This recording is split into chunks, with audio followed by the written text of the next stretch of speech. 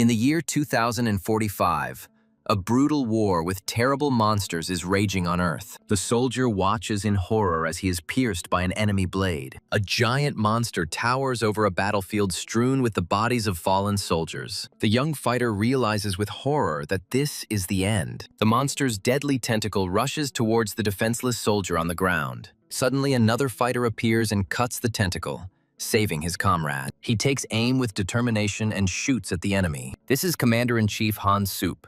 He orders the soldier to stand up. Humanity has been waging an endless war against monsters for decades. After countless battles, there was almost nothing left of the human forces. Their main goal is finally right in front of them. Suddenly, Han Sup finds himself in the center of a huge golden magic circle. He looks at the bright glow in bewilderment, not understanding what is happening. His comrade screams in alarm as he sees the commander being engulfed in light. He is summoned to another world where he finds himself bound in golden chains. Han Sup is confused as he tries to figure out where he is and what these glowing shackles are. An old man in a robe welcomes him to the Empire as a hero from another world. He is asked to defeat the Demon King and save this world from destruction. Han Sup is furious and demands an explanation and wants to return home to Korea.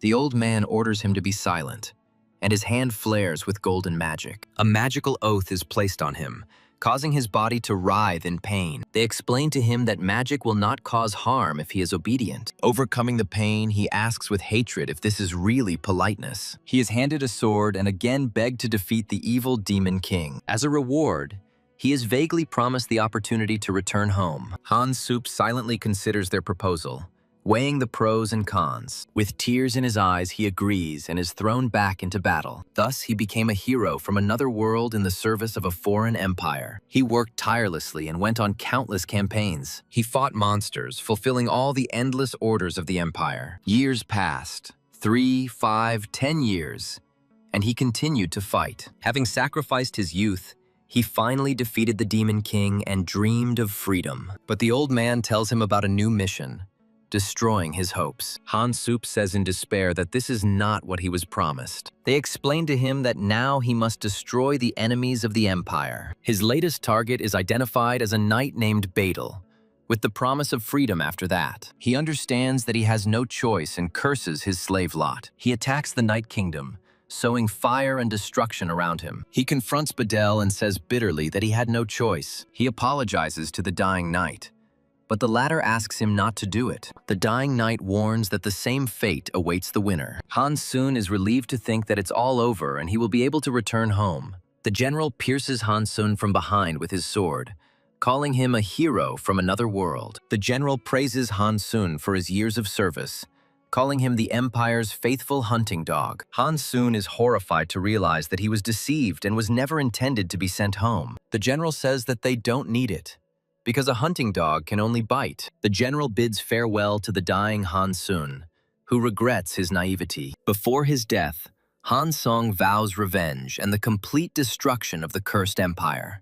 On the same night that one life died, another began, and the Duchess was informed of the birth of a son. A beautiful woman with blonde hair looks tenderly at the baby and says that she is his mother. The baby looks at the man standing next to his mother and tries to remember where he saw this face. He recalls that this man, Duke Sax, is the greatest necromancer on the continent. He realizes that he is in the necropolis, the capital of forbidden magic, and his rebirth stone has worked. The rebirth stone was the only artifact he hid to free himself from the leash. He realizes his good fortune, having been reborn as the firstborn into one of the most elite families in the empire. The baby happily thinks that this time he was born with a golden spoon in his mouth. He plans to grow up, learn necromancy, and destroy all the imperial bastards. The parents notice that their newborn son is not crying, and the father worriedly asks the nanny about it. The mother asks the nanny to check the condition of the child, who is strangely silent,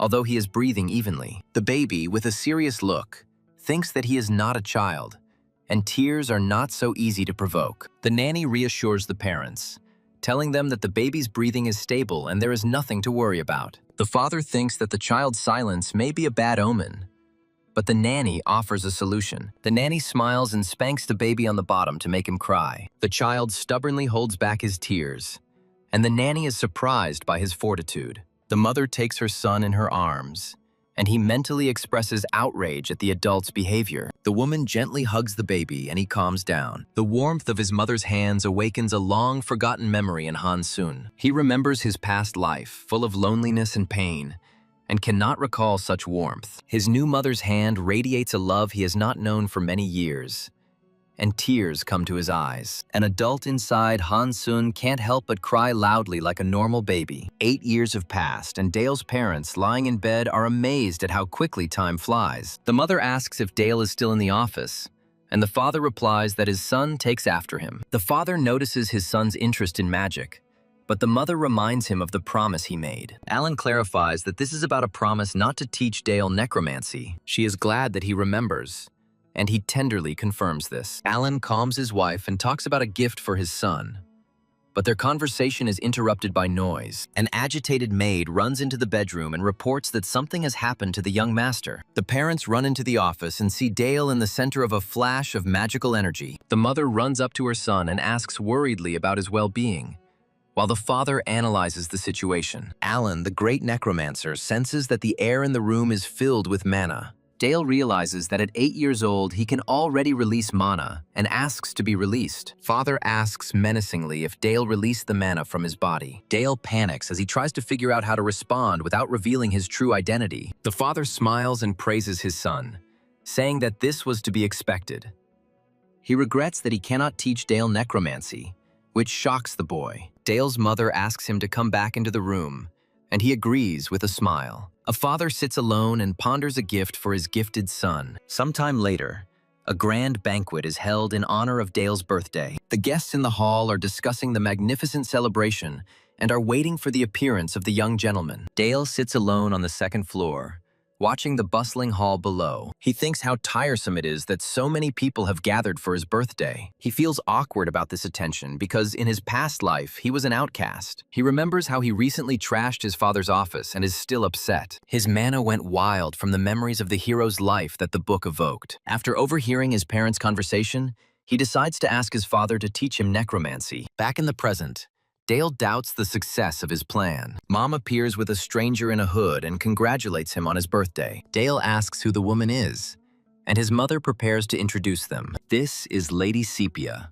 elder of the Blue Tower and renowned master of water magic. His mother announces that Sepia will be his new teacher, much to Dale's surprise. Dale is stunned that he has been hired as a teacher by an elder from the Blue Tower. He understands that his mother does not want him to study dark magic. Teacher Sepia asks Dale to speak with her alone, and he agrees. In the snowy forest, Sepia says that she was asked to teach him only water magic. She asks if he is disappointed since he probably wanted to study something else. A surprised Dale asks how she knew about his desire to study necromancy. Sepia explains that the terms of his parents' marriage are known throughout the empire. His father promised Lady Helena that the dark legacy would not be passed on to their children. On their wedding day, even the elders of the Black Tower wore white. Sepia promises to find a way to convince Lady Helena to allow him to study. She formally asks if Dale will accept her as his teacher. Dale wonders why the elf isn't bothered by necromancy, which goes against nature. Sepia laughs cheerfully, finding his question very funny. She rhetorically asks whether the resurrection by the priests is the will of nature. For her, necromancy and resurrection are one and the same, which impresses Dale. Sepia begins the lesson with the goal of forming the first mana circle from the fragment. Dale is happy with this goal, as the first circle of mana is necessary for using spells. At her direction, he places his hand on his heart and concentrates completely. He reflects that this world, unlike Earth, is completely filled with mana. But ordinary creatures, not like ancient dragons, cannot control raw mana. Therefore, a heart mana circle is needed to filter and process this raw mana. After collecting the fragments, you need to make the assembled circle rotate evenly around it. Yeah, so the circle is the process by which mana gets to the heart, just like the teacher said. Teacher Sepia asks him to carefully begin circling the mana around his heart. She says it takes a month, so there's no need to rush. But the boy is already calling her. He asks in surprise if he has already succeeded in creating a rotating ball of mana. The teacher is amazed because the child, having just started training, formed a circle in minutes. She asks Dale to try to release his magical power through the created circle. Dale calmly agrees and concentrates on the magic sphere in his hand. Usually, even a simple release of mana through a circle is not always possible for novice mages. He thinks that at this level he will not take revenge on the Empire, because in his past life, he was weak. But this body inherited the talent and easily accepts mana, allowing it to learn various magic. Now you have to concentrate and let the mana flow to your fingertips to create it. He will create the most deadly shard, which will be aimed straight at the throat of the Empire. The teacher is shocked, because he crystallized magic into a perfect ice bolt. Dale launches the ice projectile he created towards the tree as she watches. The projectile hits the ground in front of the tree with tremendous force, raising rocks and snow. She notes that the splinter was hard enough to pierce the tree. Dale looks at her with a proud smile, and she wonders who he really is. She thought that at best he would move mana, but he created the element of ice. It was basic magic, but it absorbed the cold perfectly, strengthening the spell. Dale looks worriedly at the frozen teacher and asks if he did something wrong. She thinks the complexity of his formula is beyond the capabilities of an ordinary child. The process of creating the spell involved rotating, accelerating, and overloading magical energy. His magic contained 3 golden ratio formulas,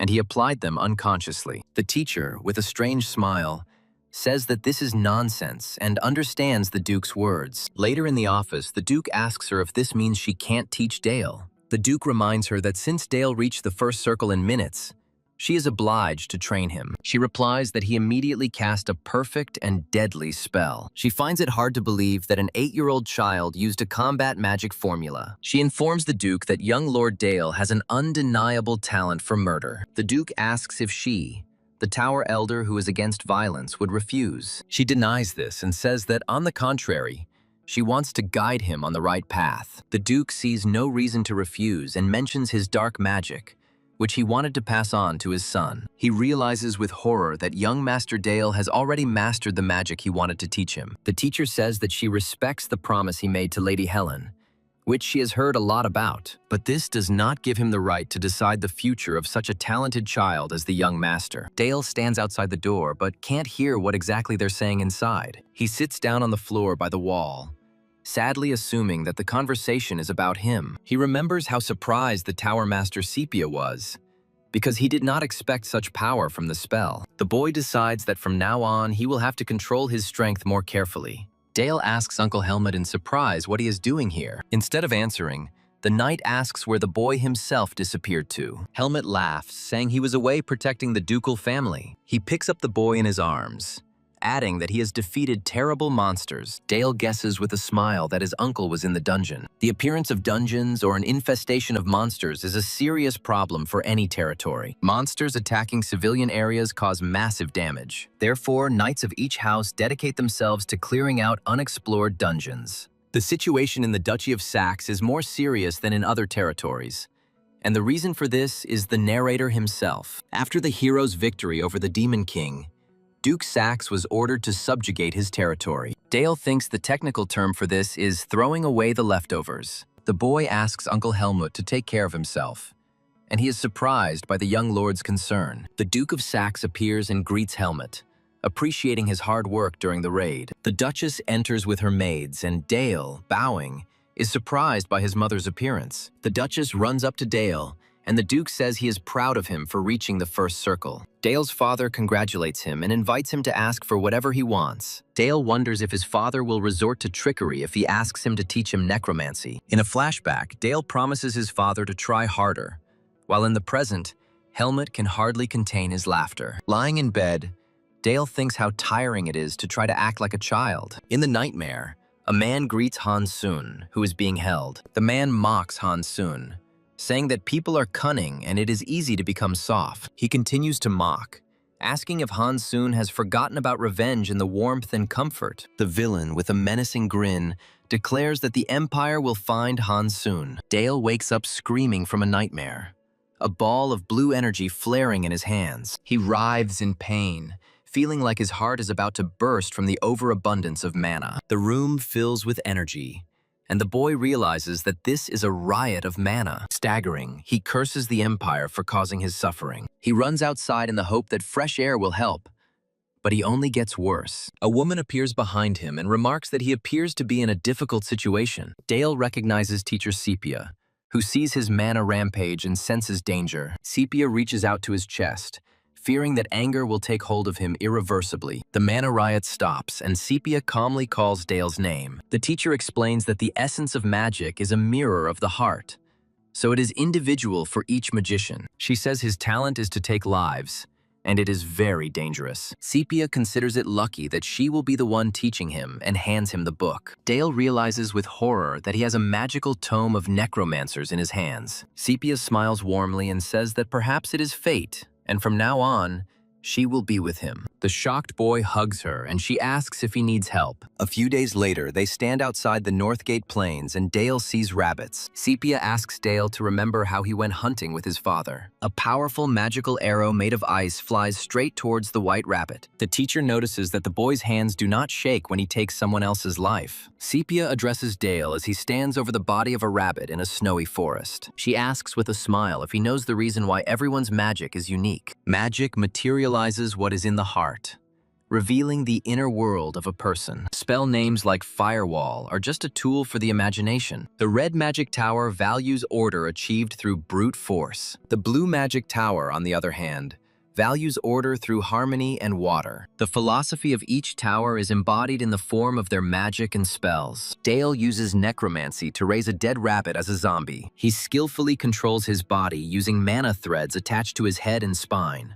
The animated red-eyed bunny is ready, and Dale moves on to the next step. The boy uses water magic to cover the zombie rabbit in a thick layer of ice. The rabbit is now protected by durable ice armor with sharp spikes. Sepia decides to test the protection of the created armor and prepares her attack. She releases a powerful bolt of energy that slams into the rabbit. Dale laughs happily as he managed to block the teacher's shot. Sepia praises him for his excellent work and notices that he wants to ask something. He hopefully asks to be taught how to better use water magic. The teacher abruptly refuses him, which greatly surprises the boy. She explains that developing water magic requires a deeper understanding. Most beginners find it difficult to master even one type of magic, let alone two. Sepia considers his request to be excessive ambition, almost impossible at his age. Dale is upset because she promised that they would find their way together. That night, the boy studies books alone in a huge study. He is determined to prove that there is nothing he cannot do himself. Surrounded by a dark aura,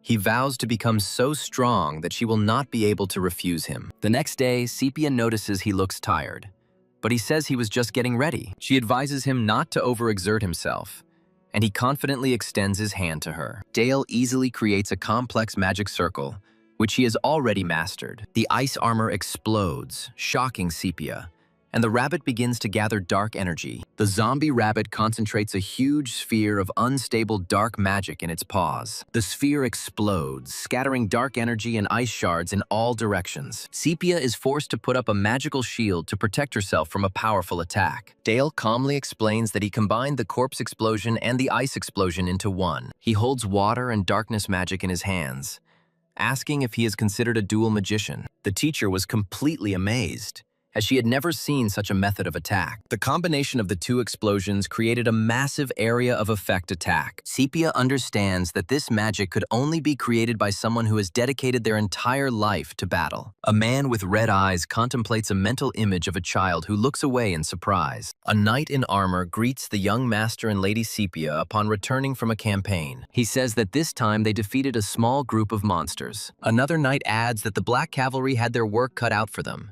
The narrator introduces the Black Cavalry, the unrivaled warriors of the Duchy of Saxena. Their knight captain, Sir Helmut, is one of the 7 sword masters on the continent. The boy, smiling, reminds the knight of his promise to teach him how to wield a sword. The knight laughs and confirms that he has not forgotten, and the boy says goodbye to him. As he leaves, Helmut advises not to linger in the cold. The teacher suggests going back, and the boy agrees, looking at the castle in the distance. That same night, Lady Sepia is talking to someone while pouring tea. She reports that young Master Dale has completed his first circle of necromancy and water magic. The boy's father, Lord Noir, begins to say that they asked her for something different. Sepia, surprised, clarifies that they only asked to teach him water magic. She explains that as a mentor, she wanted to teach him everything he wanted. Dale's mother asks him to continue his training in water magic if he wants to. The teacher agrees and promises to take care of him in the future. Sepia sincerely apologizes to Lord Noir for breaking the promise she made. The mother laughs,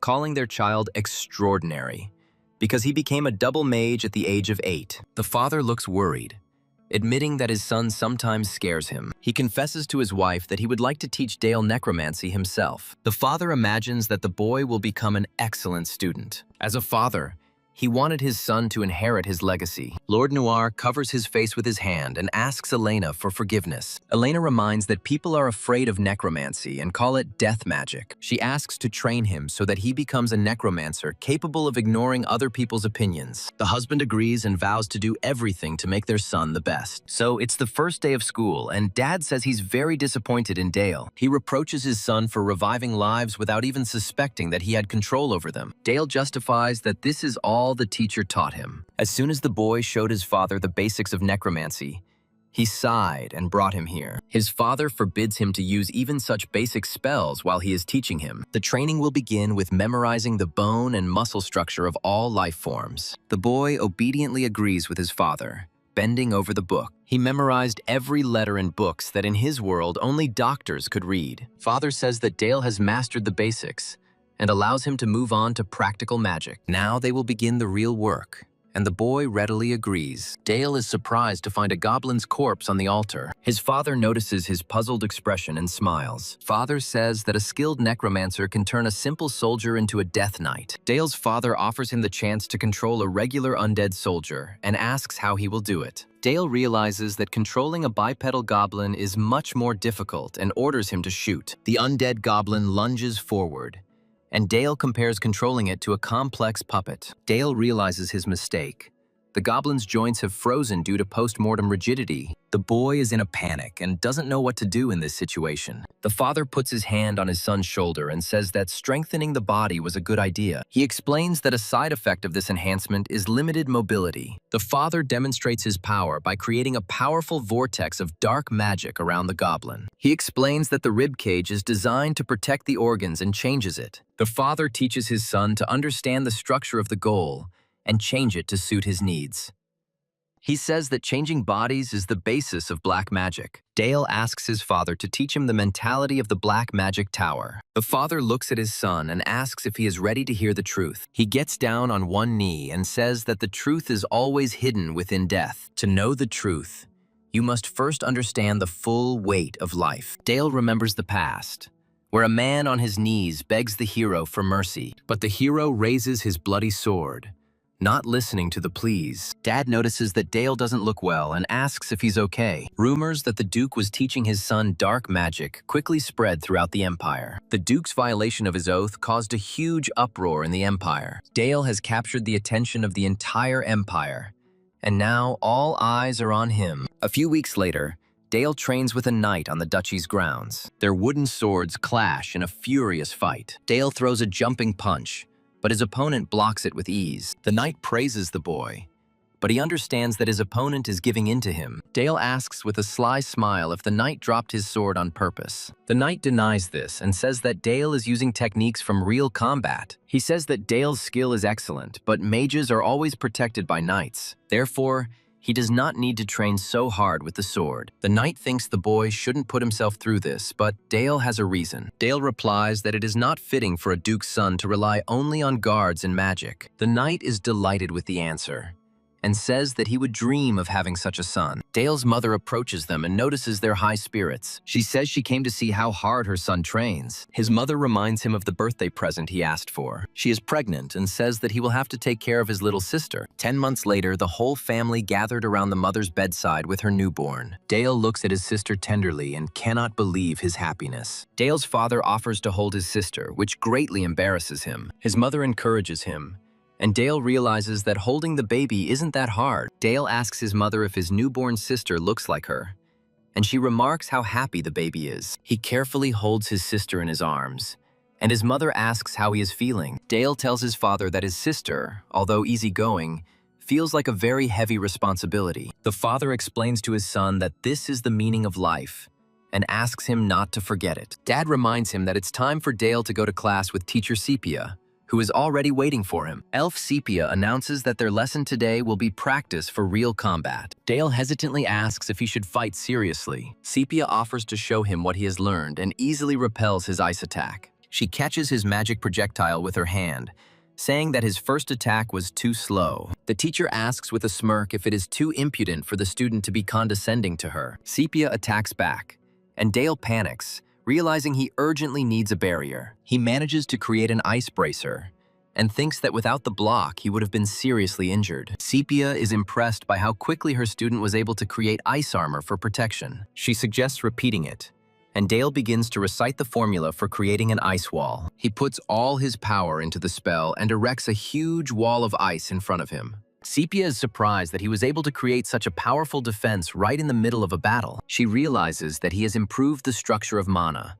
making the ice incredibly dense and durable. The teacher touches the wall and wonders why Dale used a protective spell. She assumes that after her attack, he simply needed a little break. But Dale recites a new formula, and the ice wall begins to glow from within. He gives the command, "Explode," and the wall in front of Sepia bursts into bright light. Dale mentally calls his creation a grenade, and the wall shatters into thousands of sharp fragments. He sees that his tactics have worked and thinks about the complex spell he just cast. He compacted the ice to its limit and then exploded it, turning an ordinary wall into a powerful grenade. Dale calls out for the teacher in horror when he sees her motionless silhouette in the center of the ice explosion. Sepia appears nearby, unharmed, and Dale is relieved to realize that he only blew up an illusion. She smiles and praises him for his impressive and very clever magical technique. Sepia touches the scratch on her cheek, surprised that a first circle mage could injure an elder. Dale says with alarm that he didn't mean to hurt her during training. She replies that she is grateful for this wound, because it proves his complete trust in her. Sepia says she is immensely proud of him as a teacher and considers him an excellent student. She strokes his head and he shyly replies that he created the formula thanks to her lessons. Later, Dale's father asks Sepia about the wound, and she says she was careless in class. Her father thanks her for everything, but Sepia replies that it is a joy for her to teach such a talent. He asks her for one more favor, and the elf readily agrees to help. Father reports that a group of orcs have crossed the mountains and invaded their territory. He announces his intention to send Dale to this battle, shocking Sepia. The teacher objects, claiming that the young master is not yet at all ready for a real battle. The father calmly explains that no one expects his son to fight on the front lines. He firmly states that the defense of the territory is the direct responsibility of their house Sax. Father says that as the Duke's heir, Dale must understand his responsibility. Teacher Sepia anxiously asks what exactly she should do. The Duke, with a sly smile, announces that he entrusts his artifact to Dale. He asks Sepia to guide the boy until he learns to control his power. They show an artifact, an object that is endowed with enormous power and its own will. It can only be used by offering one's mana or life itself as payment. The more powerful the artifact, the more dangerous and uncontrollable it becomes for its owner. The Sax family has long mastered the art of handling such forces. Dale's father informs him that as the heir, he must prepare for the coming battle. Dale is delighted by the news of the battle. He has been waiting for this for a long time. Sepia clarifies that he will join the squad to destroy the orc horde. However, first the boy must learn to control the power of darkness of their family. Dale looks with admiration at the Demon King's artifacts they control. Father warns not to compare them to ordinary things, and Dale feels a powerful mana. The Duke confirms that they are all extremely dangerous and orders that they not be touched thoughtlessly. Suddenly, the father and teacher notice that the boy has disappeared somewhere. A minute ago, Dale was alone, wondering which artifact would suit him. One of the artifacts speaks to him, saying that it senses his hatred and thirst for revenge. Other artifacts also begin to call out to Dale, offering him their power. The boy realizes that these dark artifacts resonate with his deep grievances, but he decides with a smile that this is not enough. He needs something much stronger. Dale's gaze falls on the mysterious cloak, and he wonders where it came from. Coming closer, he is surprised to recognize it as the legendary Shadow Cloak. During the Age of Heroes, this artifact gave its owner power over shadows. The father screams his son's name in horror, but Dale just looks at him in confusion. The boy's consciousness plunges into a dark void, where the voice of the cloak repeats that it is hungry. This is no ordinary shadow. Its previous owner was able to summon real shadow storms. To control the cloak, the owner must force its shadow creature to obey. A huge sphere of dark energy appears around Dale, frightening observers. Sepia is worried, and her father is afraid that Dale will lose his mind and be eaten. The teacher panics, and the Duke decides that he will have to pull his son out by force. But before they can intervene, the sphere of darkness dissipates. Dale emerges from it unharmed, calmly responding to his father. He assures the teacher that he is fine, but she cannot believe her eyes. The father is shocked to think how the child was able to so easily master the powerful artifact. Dale asks his father a question, and his father allows him to speak. With an innocent smile, the boy asks if he can touch the other artifacts. The father reluctantly agrees, and Dale happily begins exploring the vault. A few days later, during training, the knight recognizes the shadow cloak on the boy. Dale confirms this and says that everything is fine, except for a slight tingling sensation. Knight Helmet is surprised, and Dale assumes that he was alone. Dale thinks the shadow creature has become attached to him because he is lonely. The boy thanks Uncle Helmet, and his shadow takes on a toothy form. Helmet approaches Dale with an unexpected request. Dale asks for a real sparring match, which shocks the knight. Helmet happily agrees and prepares for the fight, and Dale promises to try his best. Dale understands that a fight with one of the continent's masters will not be easy. Helmet promises not to use aura and to fight only using the basics of fencing. The boy doubts, because the knight's credo is to always fight seriously. Dale's real goal in this sparring is to practice using the shadow cloak. This battle will be a test that will determine the true value of the artifact. Dale starts the fight using the shadow blade throw attack. Helmet easily deflects the shadow blades with his sword. Dale is amazed, as the knight parried the blow with sheer force. Grinning, Helmet announces that it is now his turn to attack. The knight rushes to attack, but is met by sharp spikes from the shadows. Helmet dodges and goes for an overhead strike, but Dale blocks it with a shadow. A powerful blow throws the knight back,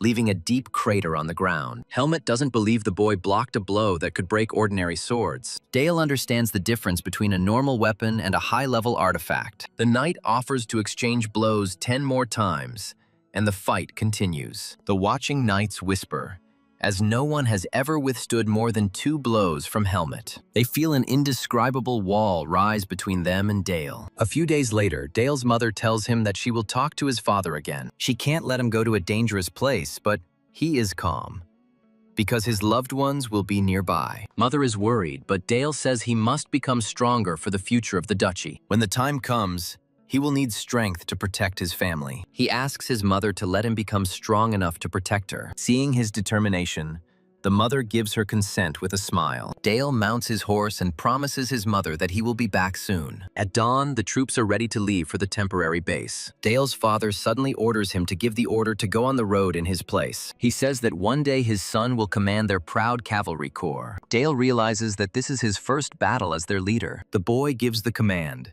and the proud swords of the House of Saxe answer him with a battle cry. 250 cavalrymen and elite rangers are participating in the operation. Their target is approximately 1,000 orcs fleeing cold and hunger. The plan is to strike first, setting an ambush near the Saxe River. There is only one way for 250 people to quickly cross a deep river. An elf comes forward and says that she will build an ice bridge. The boy looks at his teacher with delight, grateful for her help. The elf teacher uses a powerful spell to create a huge ice bridge across the river. She turns to the others and gestures for them to cross the bridge she has created. The riders cross the bridge, and their leader thanks the elf Sepia for her help. A boy named Dale says goodbye to his teacher, ready to go into battle. Sepia looks after him with a strange, warm smile on her face. The Duke notices her anxiety and thinks how much the student makes the teacher worry. A few moments later, the action moves to the orcs' temporary base near the rocks. A secretive squad of rangers called the Winter Guardians prepares to ambush the enemy. Fire arrows rain down on the orc camp, sowing panic and destruction. A wounded but enraged orc lets out a furious roar among his fallen kin. The commander gives the order, calling for the 1st, 2nd, and 3rd Cavalry battalions. The cavalry forms into battle formation and quickly charges towards the orcs. Dale and 2 companions watch the battle begin from a high place. He mentally analyzes the tactics, noting the enormous force of the charge of the charging cavalry. Spears, enhanced by the knight's aura, easily pierce even the tough hide of orcs. Dale is amazed at how one-sided the battle seems, and the Duke confirms the strength of their forces. However, one of the knights warns young Master Dale, advising him not to relax. Suddenly, orcs with large shields stop the cavalry charge, engaging in close combat. The commander realizes that the ambush did not destroy the enemy and decides to retreat to regroup. A bright signal flare soars into the sky, signaling all units to retreat. Two orcs watch the human troops retreat with an angry growl. One of the knights does not have time to retreat,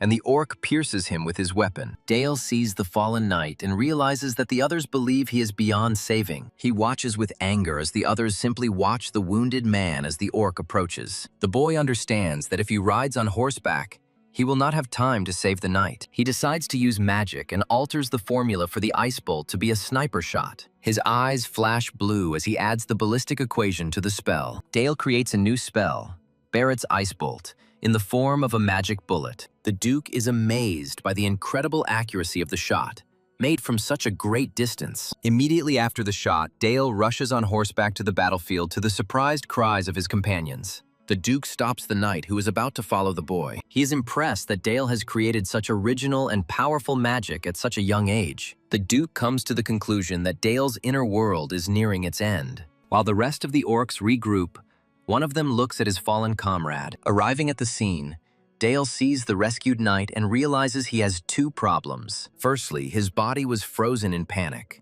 And secondly, his formula was too long for combat. He understands why magicians study simplified formulas and decides to shorten his own. While a new orc runs towards the knight, Dale comes up with a short name for the spell. He hesitates about the length of the name, but ultimately decides that it will do. Dale says the name of his spell, Ice Bullet, with a smirk. A powerful beam of ice erupts from his hands and pierces the orc's head. The rescued knight, in shock, asks why young Master Dale risked his life for him. Dale reassures him, saying that House Saxe would never abandon a loyal knight. The knight notices two more orcs running towards them and calls out to Dale in alarm. The orcs rush into the attack with a furious roar, swinging their weapons. Dale uses a new spell, Shadow Blade, creating a massive scythe of darkness. He coldly orders them to be destroyed, and the orc looks at the Shadow Blade in horror. He spots the last orc and, with a wink, readies the ice bullet again. When all the enemies are defeated,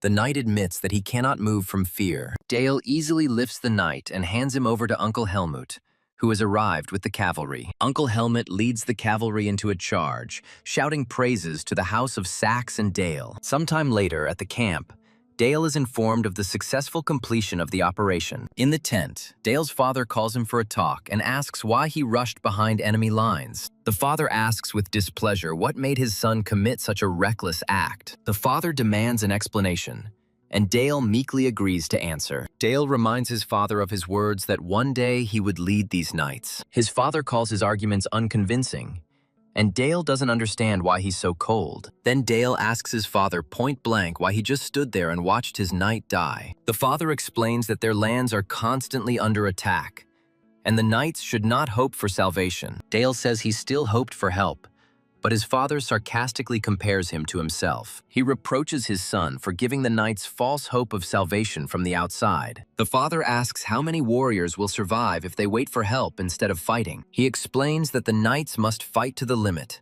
and only then will he intervene. Dale admits that his father was right and remembers that he knew this truth in his past life. The father praises his son's determination and asks him to never lose this will of spirit. The conversation ends, and Dale's father invites him to return to the castle. The story of how the young heir saved the knight from the horde quickly became the main gossip. The narrator shouts to the crowd that the young lord single-handedly defeated 1,000 orcs. The rumor, with a slight exaggeration, spread throughout the empire like wildfire. Dale himself felt awkward, but the incident gave the duchy new strength. Now the knights greet him on their knees, and the embarrassed Dale covers his face with his hand. He sheepishly tells the knights that such greetings are not necessary. One of the knights proudly tells him that he should be proud of himself. The knight calls on everyone to become stronger for the sake of the future of young Master Dale. Dale watches their efforts with a smile until a maid calls out to him. The maid announces the arrival of guests from the Orhart house,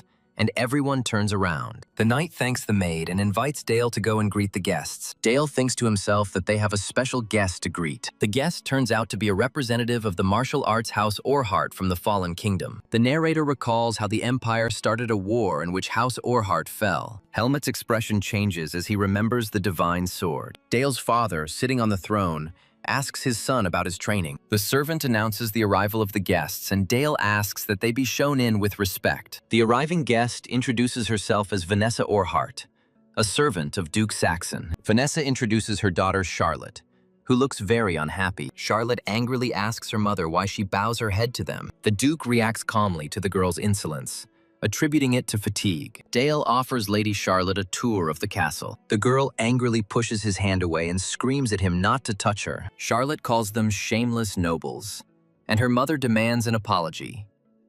Vanessa apologizes for her daughter's insolence, citing her instability. She says that a new manager was recently appointed to their territory. This man is known as the Holy Knight, but goes by the nickname King of Pig. They say he is looking for experienced swordswomen to produce an heir. He even targeted Vanessa's underage daughter, Charlotte. The girl barely managed to escape, but this horror cannot be erased from memory. Vanessa begs him to take her daughter as a servant to protect her. The mother hopes that this man will never be able to raise a hand against her again. Charlotte asks Dale where he is taking her, and he thinks about her choice. Dale asks with a smile if her hand is okay after the blow. He notices that she has been crying recently and realizes that she is still a child. Suddenly, Charlotte points a rapier at him and suggests a duel. She furiously orders Dale of House Saxe to draw his sword. Dale is surprised by her behavior and thinks that she is just doing whatever she wants. She demands to fight, but he first asks for a reason. Charlotte had heard rumors of him single-handedly killing 1,000 orcs. She wants to defeat him to prove to the whole world that she is stronger. Then everyone will understand that she is capable of protecting her home from Count Brandenburg. Dale's expression darkens as he remembers the Empire dog that once stabbed him in the back. He understands that they have a common goal, but first she needs a dose of reality. He takes out a dagger and says that she is just a child who knows nothing. Dale challenges her to attack him using all her strength. She readily replies that she was just about to do so. Charlotte lunges for an attack, but Dale easily blocks her blow. She continues to attack, but he easily repels all her attacks. He notes that she deflects attacks with wrist flicks and even uses aura. The narrator explains that the mage generates mana through a circle in his heart. In the same way, the knight accumulates an aura in his body that exceeds his capabilities. Dale jumps over her and with a quick movement knocks the rapier out of her hands. The girl jumps and attacks Dale, but he easily blocks her glowing blade. She grins maliciously, confident that at this level the advantage is on her side. In her memoirs, the girl says that her father died before she was born. Her mother told her that she must protect their home as a proud daughter of the divine sword. Even after the fall of the kingdom, she did not stop her persistent training with the sword. She doesn't understand why this boy stops her attacks with ease again and again. Their blades clash again,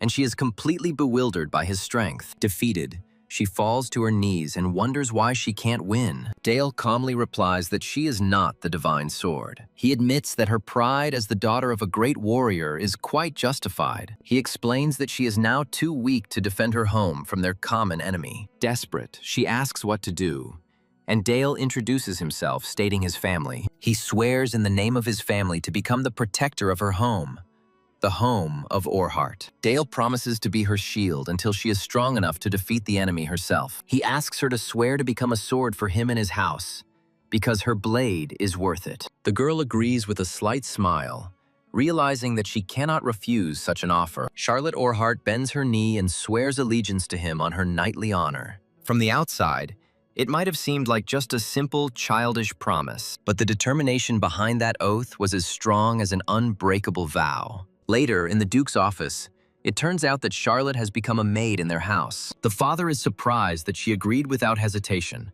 and asks his son what happened between them. Dale replies that they made a promise, and he swore to protect House Orhart. The Duke asks if his son made such an oath out of pity, but Dale denies it. He explains with a smile that she is the only heir to the divine sword with exceptional talent. Dale states that his goal is a new divine sword for the benefit of their duchy. The Duke smiles contentedly, approving of his son's plan. Dale gloats that this is a great blow to their enemy, Brandenburg. Meanwhile, in the capital of Old Teutonia, someone is screaming in rage. The High Lord is angry that he has been beaten to the punch. He yells at a subordinate that his men were unable to capture the little girl. A subordinate reports that the assassins sent were killed, possibly by Charlotte herself. He recalls the past, turning to his holy sword, Durandal. He promises the sword, his bride, to find the perfect heir at any cost. The Lord orders to contact the Raven Guild and send people to the Duke's territory. He is ready to pay any price to have the unfortunate girl Charlotte brought to him. A week passed. Charlotte settled into the residence and completed her maid training. Daily sparring with Dale became part of her new routine. On command, they cross swords, beginning another duel. Their training fight is filled with fast and precise movements. Their blades froze in collision again under the mentor's watchful gaze. Mentor Helmet reflects that this is just a duel between children who are not yet comparable to real knights. But he admits their speed and thirst for battle are astonishing for their age. The man stops the fight and praises Lady Charlotte for her excellent work. Charlotte asks to spare her from empty compliments and asks what she is missing. Sir Helmet asks her if she knows what the true essence of the rapier is. He replies that it is not about the blow, but the true essence of foil fencing is in the footwork. Helmet explains that while Dale was dodging, he was closing the distance, and she should have retreated. He points out that due to unnecessary hand movements, her blade trembles and the accuracy of the strike decreases. The mentor states that she will have to rebuild all her foundations from scratch. Helmet criticizes her stand, and Charlotte admits with annoyance that she didn't have a teacher. Helmet laughs, and Dale holds back an indignant Charlotte, who was called weird. He kindly pats her on the head, and Dale thinks that with a teacher like that, she will quickly catch up with him. Dale recalls that creating a mana circle through the heart can take decades. His teacher asks in surprise if he has already completed the second circle of mana. He remembers that a mage's power is measured in mana revolutions, and for the first circle, it is 300 per minute. His second circle has already reached 400 revolutions, which is more than the norm for creating a third. Having reached the second circle, the boy decides that it is time for an experiment. He plans to improve the existing ice bullet spell. First, it strengthens the molecular bonds of the ice to increase the mass and hardness of the bullet. He then creates an imaginary barrel to increase the speed and creates an armor-piercing bullet. A powerful ice projectile flies out of his hand at great speed and hits the target. He is surprised at how easily he was able to create such a powerful spell thanks to the second circle. The teacher praises him for his quick learning, and he thanks her for her help. She thinks about his past actions and realizes that he always uses power for good. Although he sometimes scares her, she trusts him and hugs her student tenderly. The action returns to the present, and Dale remembers how the teacher scared him. He thinks with embarrassment that she sees him as a simple child, but he pushes these thoughts away. The boy decides to focus on training and summons a huge ice wall. A giant wall of sharp ice crystals rises before him. Now he creates a new spell, 12-gauge ice shot. Multiple ice projectiles hit the magic shield he created. He is pondering how to improve the spell when a familiar voice calls out to him. Charlotte emerges from behind the tree, and it turns out she was watching his training. She replies that she also trained and practiced her leg movements on Helmut's advice. Dale notices that she seems to enjoy fencing and decides to talk about the past. Charlotte bows and sincerely apologizes for her past rude behavior. He seriously agrees that she was indeed very rude to him, but then he smiles broadly and says that this time he forgives her. Dale says he likes the weather here because he can train until late at night. He's glad to think that someone else shares his feelings, and this makes him happier. Dale's parents watch him and Charlotte from the window, admiring how they look together. Dale's mother smiles and says that the children will have to be looked after. Dale understands that his fate is already being decided, and his mother considers it her duty to guide his feelings. Sometime later, on the outskirts of the duchy, Madame Sachs distributes food to those in need. Dale says his mother helps the poor in the city's slums every week. This year, Dale and Charlotte also started helping, but suddenly, a child runs up to them. A boy in rags grabs Charlotte's hand and begs for help, saying that his mother is in trouble. The child, with tears in his eyes, desperately asks for help. Dale and Charlotte run through the tangled alleys, separated from their nightly guard. Dale spots a man from the Thieves' Guild on the roof and realizes that their target is Charlotte. The boy guide says that he will now bring his mother and runs off into the alley. Suddenly, the children are surrounded by suspicious men in cloaks, ambushed in a dark dead end. One of the attackers says they only want the little lady and advises Dale to leave. The green-haired bandit smirks as he takes out a dagger and threatens Dale not to interfere. Dale stands before Charlotte and vows to protect her from the thugs, giving his full name. The bandit leader mockingly admires the nobility of the young aristocrat. He advises Dale to take the circumstances into account as his men prepare for the attack. Dale prepares for the fight, expecting his opponents to experience real pain. Charlotte whispers that she forgot her sword, but Dale confidently reassures her. Dale decides this is a great opportunity to try out his new shadow cloak technique. He activates his ability and dark shadows begin to envelop the attackers. The green-haired leader panics and shouts at his men to dodge. Dale explains that it is a new technique that creates shadow parasites. Shadow parasites penetrate the bandits' bodies, causing them to scream in pain. The leader watches in horror as his subordinates are engulfed by strange shadows. One of the bandits turns into an undead creature and screams in hunger, frightening his comrade. The bandits are confused, not understanding why their comrade does not attack the Duke's son. Suddenly, all the possessed bandits pounce on their green-haired leader. The leader defends himself using his aura-infused killing technique. He jumps, but Dale is already waiting for him below, activating a magic circle on the ground. A charge of buckshot flies out of the circle and hits the bandit leader's body directly. The wounded enemy remains on his feet, and Dale notes the strength of the aura holders. The leader lunges at Dale, but is torn apart by his own possessed subordinates. The created undead continue to torment the body, screaming that it wants to eat. After the fight, Dale approaches Charlotte and asks if she is okay. The last surviving bandit begs for mercy and promises to tell everything. Dale asks again if he is really ready to give out all the information, but Dale coldly replies that he is not particularly interested and prepares a spell. He tells Charlotte that this is the true face of the House of Saxe, who will protect her. Dale asks her if she's scared, and Charlotte quietly replies that she's a little scared. Charlotte asks Dale with a tender smile if he fought to protect her. In the flashback, Charlotte, still very young, swears allegiance to Dale. She promises that if his house becomes her shield, she will one day become his sword. Charlotte thanks Dale for showing her the future and promises to become stronger. The narrator explains that Dale took Charlotte in because of something his father did. Father Dale was tormented by guilt over the incident with Sir Badal that had happened long ago, so her decision to become his sword was much more significant than he thought. Meanwhile, at his estate, Count Brandenburg sits at the table in a gloomy mood. He clenches his fist in rage, cursing the current situation. The Count reads the letter inviting him to the Duchy of Saxe, realizing that the visit will be difficult. It was a challenge from Duke Noir, who demanded a report and would not accept refusals. Even a great swordsman saint like the Count could not disobey this order. The Duke thanks the Count for coming a long way and arriving at the castle. Duke Noir greets his guest with a grin, apologizing for the modest reception. The armored Count laughs nervously, saying that the Duke's summons was very urgent. The Duke mentions that there is growing unrest throughout the Empire following the attempted kidnapping. The Count grips the hilt of his sword and says that he guesses the reason for the summons. The Duke unleashes dark magic,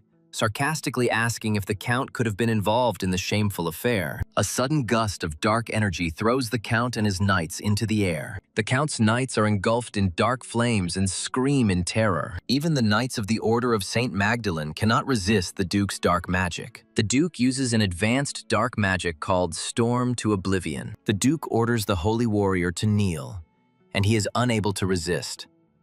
The Count shouts in rage, but the Duke coldly advises him to listen carefully. The Count realizes that the Duke is in complete control of the situation and has the right to do so.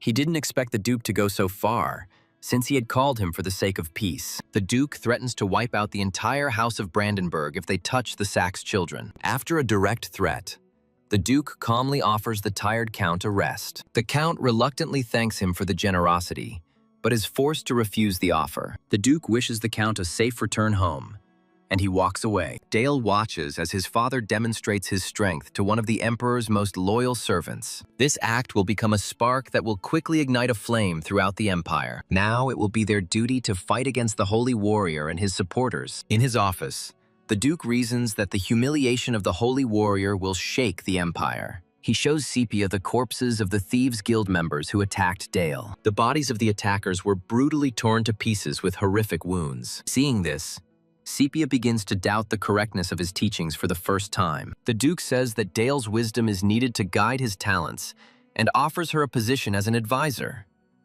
Sepia understands that he is asking her not just to be a mentor, but to become part of the Sax house. The Duke adds that Dale depends on her in many ways, and his strength alone will not be enough to raise her. Sepia accepts the Duke's offer with dignity. Her main task becomes to understand how this child sees the world. Time passes, and the day of Dale's 10th birthday arrives. Unlike last year, envoys from the imperial court are present at the celebration.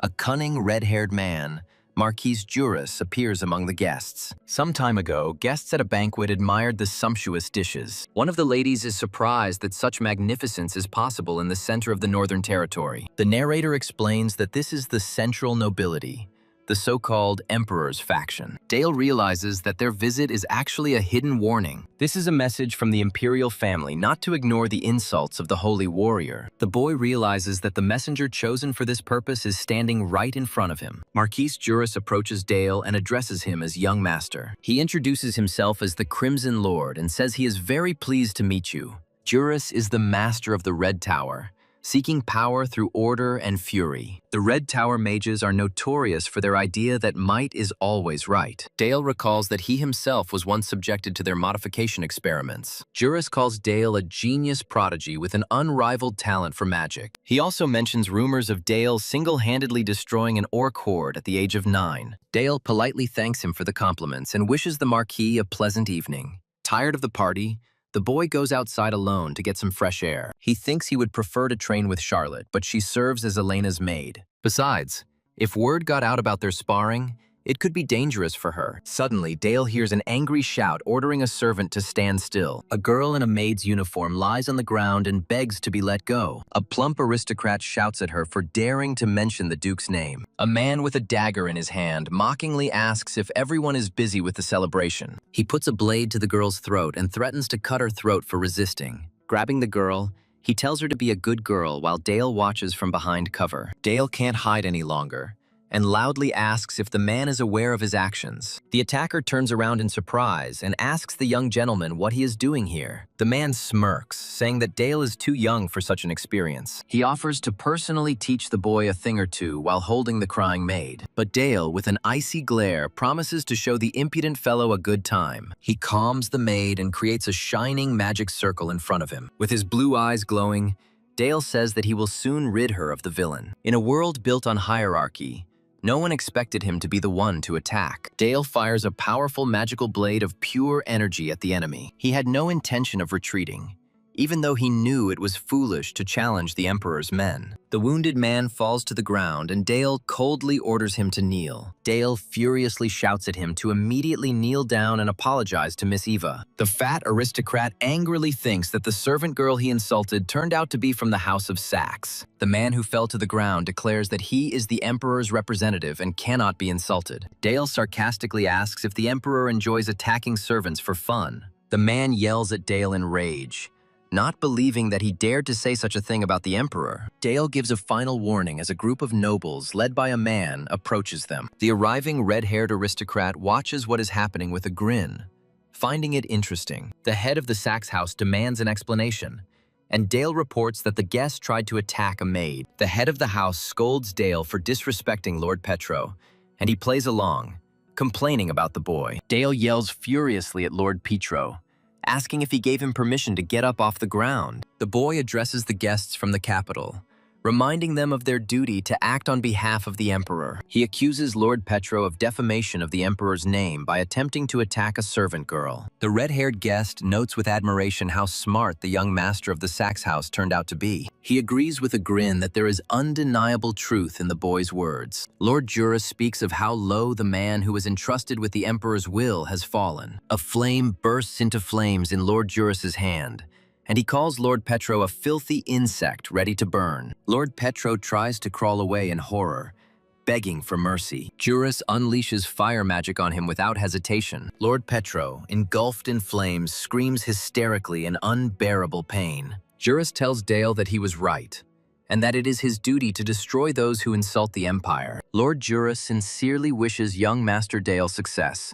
and he looks at him with confidence. When the Emperor's men leave, Peace finally returns to the Sachs estate. The next morning, the same maid, Eva, comes into Dale's room to wake him up. The girl stands by the bed, clearly wanting to say something, but not daring to start a conversation. Finally, she thanks him and says that it is a great honor for her to serve such a gentleman. Dale reflects on her gratitude, realizing that he still has some time to get used to such feelings. He decides to use his name and position as the eldest son of the House of Sachs to destroy the empire. Dale's father sits at the table and tells his son that he is very smart. However, he also notes that recently his son's behavior seems very strange to him. Dale begins to tell his father about what really happened to the hero from another world. His father is surprised by his confidence, and Dale remembers that in a past life he learned about the conspiracy. He tells how the Empire betrayed the hero, fearing that one day he might turn against them. Even after the hero's victory over the Demon King, the Empire did not eradicate the darkness from his lands. Instead, they gave the order to seize the lands of the defeated Demon King. The Empire demanded sacrifices from their house to expand its territory, and then gave them these lands. The father grimly realizes that the bloodshed in these lands will not stop until the darkness disappears. Because of this, people in the Empire began to call House Sachs a clan of darkness, pointing fingers at them. He understands that the Empire will eliminate them just as it did the hero, considering the Sachs house an internal threat. The father is shocked, but Dale insists that these are just logical conclusions drawn from the recordings. The official version says that the hero died in an honorable battle with the divine sword Beidel. The father admits that he is surprised, because only a few initiates know the truth about the hero's death. The man says that if his theory is correct, then the Empire is simply an oppressor taking over weak countries. Dale's father asks what their house should do, but the boy replies that coexistence with the Empire is impossible. Therefore, Dale concludes, they must destroy the Empire, which shocks his father. The father angrily asks if the boy understands what he is proposing. Dale clarifies that he is not proposing an immediate uprising. The boy suggests doing it in 10 years, which surprises his father. He explains that resistance groups on all continents are already fighting for their independence. There are also vassals like the Duke of Saxe who are afraid to oppose the empire. The economy is shrinking, banditry is on the rise, and the effects of the war have only worsened. By then, Dale confidently declares, they will have gathered forces to defend their home from the Empire. They will support resistance forces, operating in different regions to crush the Empire. The father is impressed and laughingly admits that his son's talents truly know no bounds. He proudly says that from that day on, Dale is no longer just a 10-year-old kid. His father will treat him as his heir, the future head of the House of Sachs. As the head of the family, he will listen to the words of his son, who has waited so long for this day. Dale's father suggests that he voice his decision regarding their family without hesitation. Dale asks for permission to take the tower test in Necropolis. The tower trial is a kind of game that determines the rank of magicians. Defeating powerful guardians increases one's status, and the strongest one receives the title of Elder. The father doubts whether his son should go to such a dangerous place where he could die. His father thinks that it is too early for him since he has not passed the third round, but Dale is confident that he will do it soon. Usually, the third circle is completed by the age of 30, and it will not be easy even for him. Dale insists that this decision concerns both him and the entire House of Sachs. If he proves his worth in the test, his status as heir will strengthen his father's position. This way, he will gain a reputation based on trust, not on rumors and gossip. His father asks if that's why he wants to take the tower test, and Dale confirms. The father agrees and leaves the matter to the discretion of his son, who thanks him. A few days later, they arrive in the city of the dead, Necropolis. People bow humbly before them, greeting the Dark Duke. Dale looks tired and wonders if he's overdone it again. In the crowd, they notice the Duke of Saxe with the young master Dale, a genius of magic. Others whisper that he wields a sword as well as a knight, but one of them calls this absurd. The Academy's top graduate is confident of his victory and mocks Dale's fragile appearance. A man with brown hair greets them, paying respects to the Tower Master. The Duke greets Eris, the Tower Elder, who bows to young Master Dale. Father says that Eris will help Dale during the test. Dale tells Eris that he will be in her care, and she asks him to follow her. Eris announces that 59 Academy graduates are waiting for him for a joint test. She shows him a huge hall filled with tower test participants. Eris greets the assembled group and introduces herself as the tower's elder and secretary general. Eris announces the first test of the Tower of Dark Magic and asks to check the necklace of life on the neck. Dale looks at his necklace, learning that this is a Battle Royale-style battle for life points. When a precise hit is made, the enemy's necklace activates a protective spell and is destroyed. Eris explains that the attacker gets 1 life point, and the participant with 3 points moves on. Dale understands that the use of artifacts is prohibited and is a quick way to weed out newcomers. The other participants discuss Dale's young age and decide that they need to destroy this monster first. 2 smug participants smirk and discuss whether it is okay to attack the boy. Dale smiles confidently, because from the moment he entered the room, everyone became competitors. The test begins, and several mages immediately target Dale with their spells. One of the mages uses necromancy, summoning undead with a purple aura from underground. A summoned undead man with a bone knife in his hand rushes to attack the boy. The undead strikes the ground, but Dale manages to dodge at the last moment. Dale stands calmly behind, his own summoned skeleton grabbing the enemy undead by the head. Suddenly, other undead are frozen by the ice magic, causing surprise among the onlookers. The participants are shocked to realize that this is water magic, and the boy has mastery over both elements. Dale's ally, a blonde youth, shatters a frozen opponent with 1 blow. The necromancer who summoned the undead screams in rage at how they dared touch his soldiers. He uses a powerful spell to have his soldier grab Dale. The blonde-haired participant states that using water magic is a violation of the rules. He clarifies that only necromancy is allowed, and other enhancements are prohibited.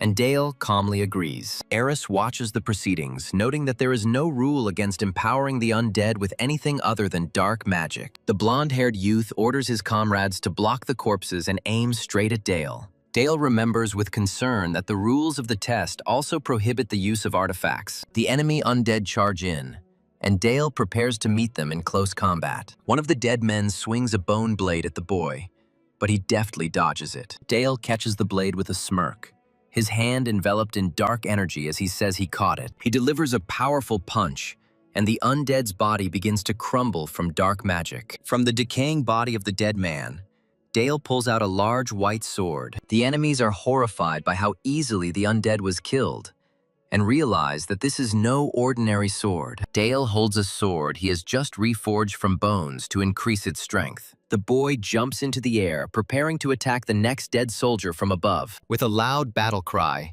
he brings his sword down on his opponent. With a powerful and swift blow of his sword, he cuts down another enemy. The necromancer watches in despair as his last dead soldier falls. Dale quickly approaches the living opponents, who do not believe that the mage wields a sword like that. The frightened necromancer asks young Master Dale to wait and says that he surrenders. But Dale doesn't listen to his pleas and without hesitation delivers the decisive blow. The defeated opponent calls Dale a monster, and the test ends for him. It is announced that young Master Dale will proceed further alone with 60 hit points. Dale looks at everyone confidently and says that this will be his first step forward. To pass the second stage of the tower test, you need to defeat the flesh golem. A massive flesh golem appears before Dale in the testing arena. The golem attacks, but Dale dodges, as all types of magic are now allowed. Although artifacts are still banned, this is more than enough for Dale. He decides this is a great opportunity to test the limits of his third circle. The golem slams his fist into the ground, raising dust and rocks. The monster is surprised when his hand is bound by dark magical energy. Dale smirks as he casts a spell called Accelerated Decay. Observers note that young Master Dale's magic is unusual. One of them wonders why Dale makes the enemy rot instead of destroying him outright. Dale recalls that in a past life, this strategy was called biochemical warfare. The observer doubts that anyone else understands the nature of his dark magic. The remaining participants, except Dale, will face a second test. The evening after the test, Dale stands alone by the fountain. His teacher Sepia appears and praises him for his excellent performance. He thanks her for her guidance, and she replies that she is proud of him. Dale unexpectedly invites teacher Sepia to go on a date with him. He says with delight that a festival is currently taking place in the city. Sepia agrees to go, and Dale happily shouts, "Hooray!" She thinks Dale must have a misunderstanding of the meaning of the word date. They come to the city festival of Necropolis, where people are having fun. With fireworks in the background, Sepia suggests he's tired after the ordeal. Dale cheerfully replies that he is fine, and there is still time until the next test. Dale remarks that the moon is beautiful, and Sepia agrees with him. He thinks that their silence does not cause discomfort because it has always been like that with the sepias. Perhaps it was because she believed in him from the very beginning. He recalls how he achieved the third circle during meditation a few days ago. He needed to surpass his limits and replenish his mana beyond the second circle. Only by enduring the raging mana was he able to reach his third circle. Suddenly, he finds himself in a snowy world and sees himself as a child. He understands that this is his inner world, which manifests itself during deep meditation. This is his world of awareness, which looks like a frozen, lifeless forest. From the very beginning, there was nothing in his inner world except absolute emptiness. And in this empty world, Master Sepia extended a helping hand to him. He thinks that it is she who brings light into his empty world. Sepia asks him again, confused, what he just said. He repeats that he likes her, which shocks the teacher. She hugs him with a smile and says that she likes him very much too. A few days later, the action moves to a high tower in the center of the city. On the 11th floor of the tower, Dale thinks that he has failed with Sepia. Dale decides that love can wait, and he needs to focus on his exam. The format of the test is announced: a one-on-one magical duel, the winner of which will advance to the 12th floor. His opponent turns out to be the third circle master Albert Rosenheim, who greets young Master Dale with honor. The 11th floor test allows you to use any artifacts. Magical strategies are also allowed, and the necklace of life does not guarantee the safety of the participants. Dale smirks. Now he can let loose and show off all his devastating power. Albert begins the fight by creating a powerful burst of energy in his hand and warning Dale to be on guard.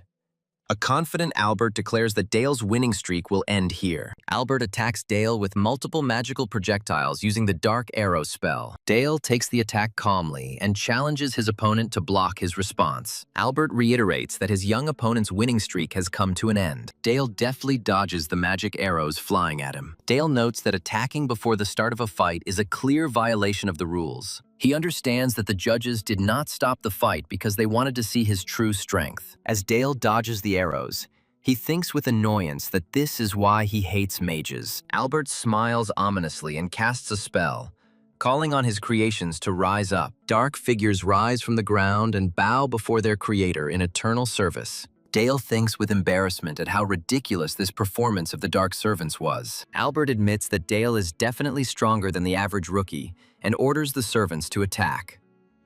Dale easily dodges a powerful axe blow from one of the servants. An irritated Albert yells that Dale can't win by simply avoiding attacks. The summoned creatures continue to attack, but Dale has already disappeared from their path. Suddenly, a huge and ugly monster appears behind Dale. The monster explodes, covering Dale with a powerful wave of dark magical energy. Albert smugly declares himself the winner of today's duel. After the explosion, Albert is surprised to find that Dale is nowhere to be found. He looks around in confusion, not noticing how a dark silhouette rises from the shadows behind him. Dale appears behind his opponent and calmly notes that he looks nervous. He explains that he used a sneak attack called Shadow Transformation. Albert thinks this is not enough to win, but Dale's shadow is already asking for permission to eat him. Dale smiles and allows his shadow to eat, but asks him not to overeat. Dark tentacles envelop Albert, and Dale notices that they are getting hot from hunger. At Dale's command, the shadow releases its victim,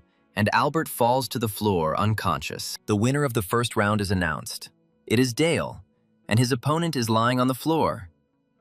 Dale turns to the other mages and asks who's ready for round 2. One of the opponents immediately surrenders, saying that he just wants to live. All subsequent fights, except the final one, ended in victory by default. Breaking through the floor guardians, Dale continued to perfect his 3 magic circles. By the time he reached the 20th floor, a worthy opponent had finally appeared. This enemy turned out to be the Headless Horseman riding a terrible horse. Observers note that the Headless Knight created by the Elder is an enemy never seen before. Young Mr. Dale smiles smugly, anticipating a great achievement. Dale wonders if it will be boring if everything goes according to plan, and his eyes glow ominously. Shrouded in a dark aura, Dale confronts the Headless Knight. Suddenly, the Headless Knight freezes, causing confusion among the audience. To everyone's amazement, the mighty Headless Knight kneels before Dale. Obeying Dale's orders, the knight raises his sword over his own neck to end the torment. The knight's armor crumbles as Dale reflects on his incredible loyalty. Dale realizes he may have overdone it a bit given the reactions of those around him. The audience is shocked as the creation betrays its creator, proving that Dale has reached the level of an elder. Having decided that he has proven himself enough, Dale turns to leave. The observers watch in surprise as he heads towards the tower's exit. He decides not to go any higher, realizing that there is a line that cannot be crossed. Beyond the next tier lies a realm that even monsters fear. And this is where Dale's test ends. The master of the magic tower and his son are greeted with a ceremonial formation. All the nobility and elders demonstrate their devotion to father and son. Thanks to Dale's stunning performance, the northern territories begin to unite. The action moves to the north of the empire, to the snowy duchy of Saxe. The knights of House Saxe rush into battle with a cry for the glory of the young Lord Dale. After the test in the tower, Duke Saxe appoints Dale as the commander of the orc killing squad. Despite his young age, no one doubted his competence as a commander. As the Duke's military heir, he gradually begins to unite the northern lands. Dale reports to his father that only 3 of the cavalry received minor wounds. He denies the use of magic, attributing his success solely to the swords of the House of Saxe. Sir Helmet is delighted that Dale has mastered the art of cavalry command. Dale thanks his mentor, because it was Sir Helmet who taught him tactics and strategy. Helmet proudly declares that at this rate, the boy will soon begin waging full-scale wars. Dale smiles with anticipation, as he is always looking forward to the next stage and new challenges. The blonde girl charges forward with a battle cry, her sword glowing with energy. Their blades cross in a furious training duel. The girl concentrates, filling her sword with a green glowing aura. She lunges forward, sending the tip of her blade straight towards Dale's neck. Dale easily parries her attack hand and prepares to strike back. He disarms his opponent and puts his sword to her throat, knocking her to the ground. It turns out that he trains with several opponents at the same time, easily dodging their attacks. After finishing the sparring, he tells the girl that she has become much better. She admits that she can't compare to him, and Dale wonders if he's been teasing her too much. Dale notes her success, as she is a third circle mage and has reached the 20th floor of the tower. The girl complains that everyone around him addresses him too formally. He encourages Charlotte, assuring her that she too will become stronger. 10-year-old Charlotte is already considered exceptional by any standards. Charlotte demands that he stop treating her like a child, but Dale calmly replies that she is a child. Dale proudly declares that he is already an adult. Dale has a lesson with a mentor in a large mansion. The mentor announces the topic of the lesson, dedicated to the hammer and anvil tactics. The mentor explains that in battle, cavalry forces are used on the flanks. The task of the cavalry is to break through the enemy's flanks and encircle him. The mentor explains that this tactic relies heavily on cavalry. Dale realizes that the success of this tactic is only possible thanks to the black cavalry. Dale asks his coach how Charlotte's training is going. The mentor says that Charlotte's progress in fencing is truly remarkable. Charlotte has already grasped the basics of fencing, and will soon master the aura of the Saxe house. However, Dale is concerned and asks about the compatibility of Charlotte's style with their sword style. The audience is told that knights transform mana into aura through their cultivation methods, while magicians build magical towers, mastering the structure, and the knights of the order develop their sword techniques, passing them on. The black cavalry of the north resembles war chariots. Northern knights specialize in crushing the battlefield with brute force. The problem is that Charlotte's technique is based on speed and smoothness. She wields a fast, free-flying sword and can reach the low rank of swordmaster, but she will never become the first sword. This is the pinnacle of the 7 swords, a position once held by her father. Dale calls this style the Sword of Blossom, and the mentor regrets that this art is lost. Dale wonders if this art could truly disappear from this world forever. After this, Dale's days became even more ruthless, and his reputation continued to grow. It's time to show off the results of Dale's progress. The neighboring territory, ruled by Baron Parker, declared a territorial war. Dale finds it absurd that a low-ranking noble would pick a fight with a high-ranking noble. The messenger explains the consequences of refusing the Baron's summons. Count Brandenburg is reported to have sided with the Baron to support him. The letter proposes sending a knightly order in exchange for a share of the mine's profits. Dale realizes that this is revenge for the humiliation and decides to respond in kind. From the very day of his humiliation, the Count thought only about how to repay the Dark Duke. He found it difficult to start a war, so he decided to settle the matter in the border region. Dale offers to command the battle personally, but his father refuses. The Duke says it's too early for Dale to take this on. He asks his son to refrain from making rash statements, because war with people is different from hunting monsters. The Duke reassures Baron Greenbelt by promising to personally guard his mine. Dale is upset that his father is not listening to him, but the knight asks him to ignore it. The knight consoles Dale, saying that the Duke probably has his reasons. The knight tells Dale that he has prepared something for him. He suggests playing a strategy game similar to chess. Dale remembers that this game is called War,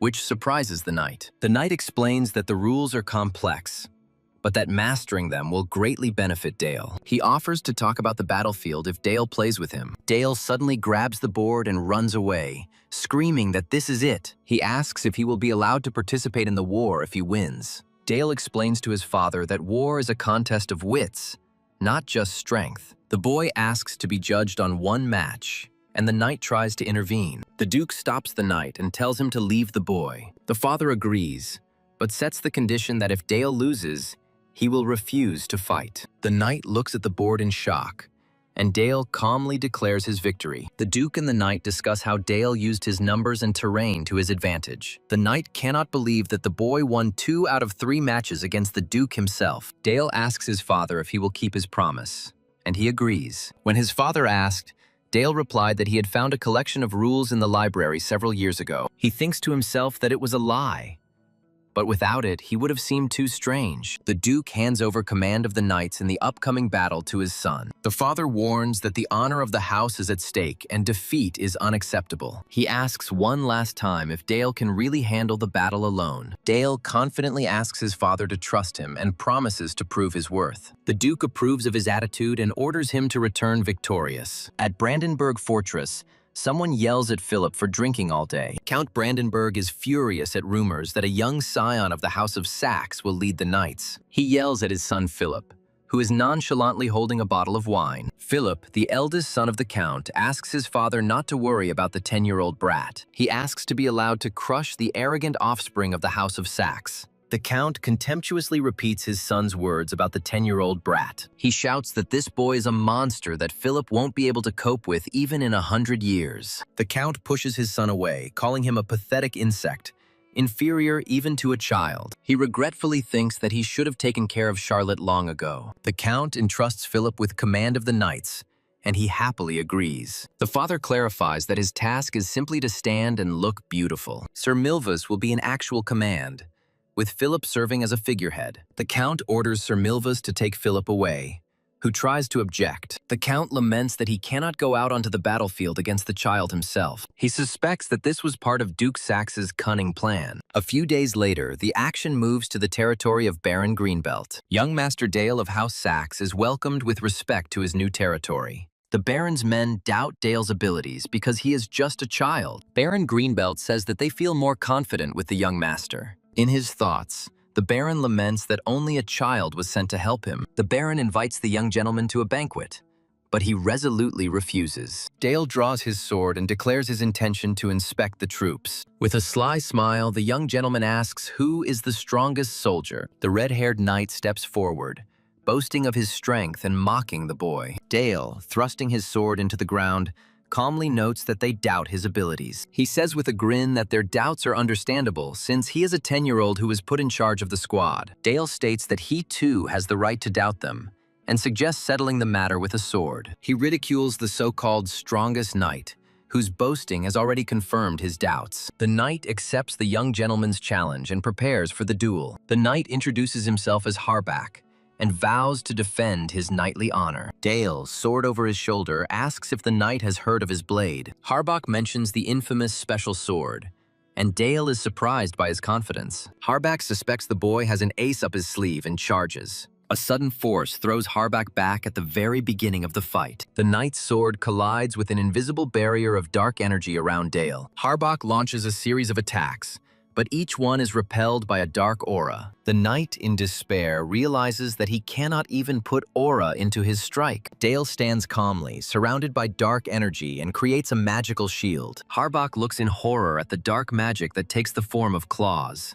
Dark tentacles of energy begin to whip and attack the knight from all sides. Harbak struggles to fight back, cursing the artifact that is preventing him from concentrating. Dale easily deflects another attack from Harbak with his magical shield. Dale calmly assesses his opponent and finds his skill unimpressive. Harbak is down and screaming in pain, and the Baron screams his name in panic. The Baron runs up to the wounded knight, not believing that he was defeated so easily. The Baron is furious and accuses Dale of incapacitating their best knight. Dale calmly addresses the Baron, asking if he doesn't realize the situation. He states that with such pathetic knights, they will only become a burden in the coming battle. Dale asks if this man really is the strongest warrior in their order. He proclaims that the House of Saxe will always stand up for an ally without hesitation. Dale announces that for now, the Knights of House Saxe will act as their sword. He offers the Baron and Harbak a choice as his knights line up behind him. The young gentleman stands before the line of knights, radiating confidence and strength. The scene changes, and we see a crying blonde woman being comforted by someone. The long-haired man says their child exceeds all expectations. He is confident that when their son grows up, he will reach unimaginable heights. The father believes that his son will lead the world, but Dale himself, in his room, considers it hopeless. He realizes that he has lived like a frog in a well, and is only now beginning to understand the scale of the world. Realizing that the enemy will attack because of rumors, Dale comes up with a plan. The next day, the sounds of grueling training can be heard near the castle. The knights exhaust themselves with training with a huge stone, and one of them can no longer continue. Dale, sitting on the throne, calls the knight a weakling and doubts his right to be called a Knight of the North. The knight complains about his injury, but Dale coldly replies that he did nothing and is already whining. He orders Sir Bale to train Baron Greenbelt's knights, starting with endurance. Dale then orders an ambassador to be sent to Baron Parker with a proposal for negotiations. He smirks, explaining that he just wants to see someone before the battle begins. A tent is erected on the border between the two baronies to conduct negotiations. Dale sits at the table thinking that they have a couple of weeks left at most. He analyzes the map, realizing that the enemy with low supplies will strike first. Baron Parker's forces cannot be underestimated. They pose a serious threat. Lord Philip and his companion enter the negotiating tent. Dale thinks with a smile that, as expected, the enemy sent exactly these two. He recognizes the pawn, Commander Philip, and behind him, Sir Milvas, the real commander. Philip greets Dale, who greets him with laughter. Philip asks with a grin if they really want to negotiate. Dale responds by asking why they accepted the request to negotiate in the first place. He declares that the puppet's opinion does not interest him and turns to the real commander. Dale speaks directly to Sir Milvas, the true sword, shocking Philip. With a sly smile, Dale asks if he's right. Sir Milvas tries to restrain an angry Lord Philip, who insults Dale. Milvas recalls that Count Brandenburg considers Philip a disgrace, and that this is a secret. Dale asks Philip what it's like to have your own father disrespect you. Sir Milvas declares the negotiations over and calls for Lord Philip to leave. Philip, clenching his fists in anger, agrees to return immediately. Dale notices that Milvas didn't even pretend to ask his lord's opinion. He mockingly compares Philip to a little dog and doubts his status as the firstborn. Philippa is infuriated by the comparison to a dog on a short leash. Milvas tries to calm him down again,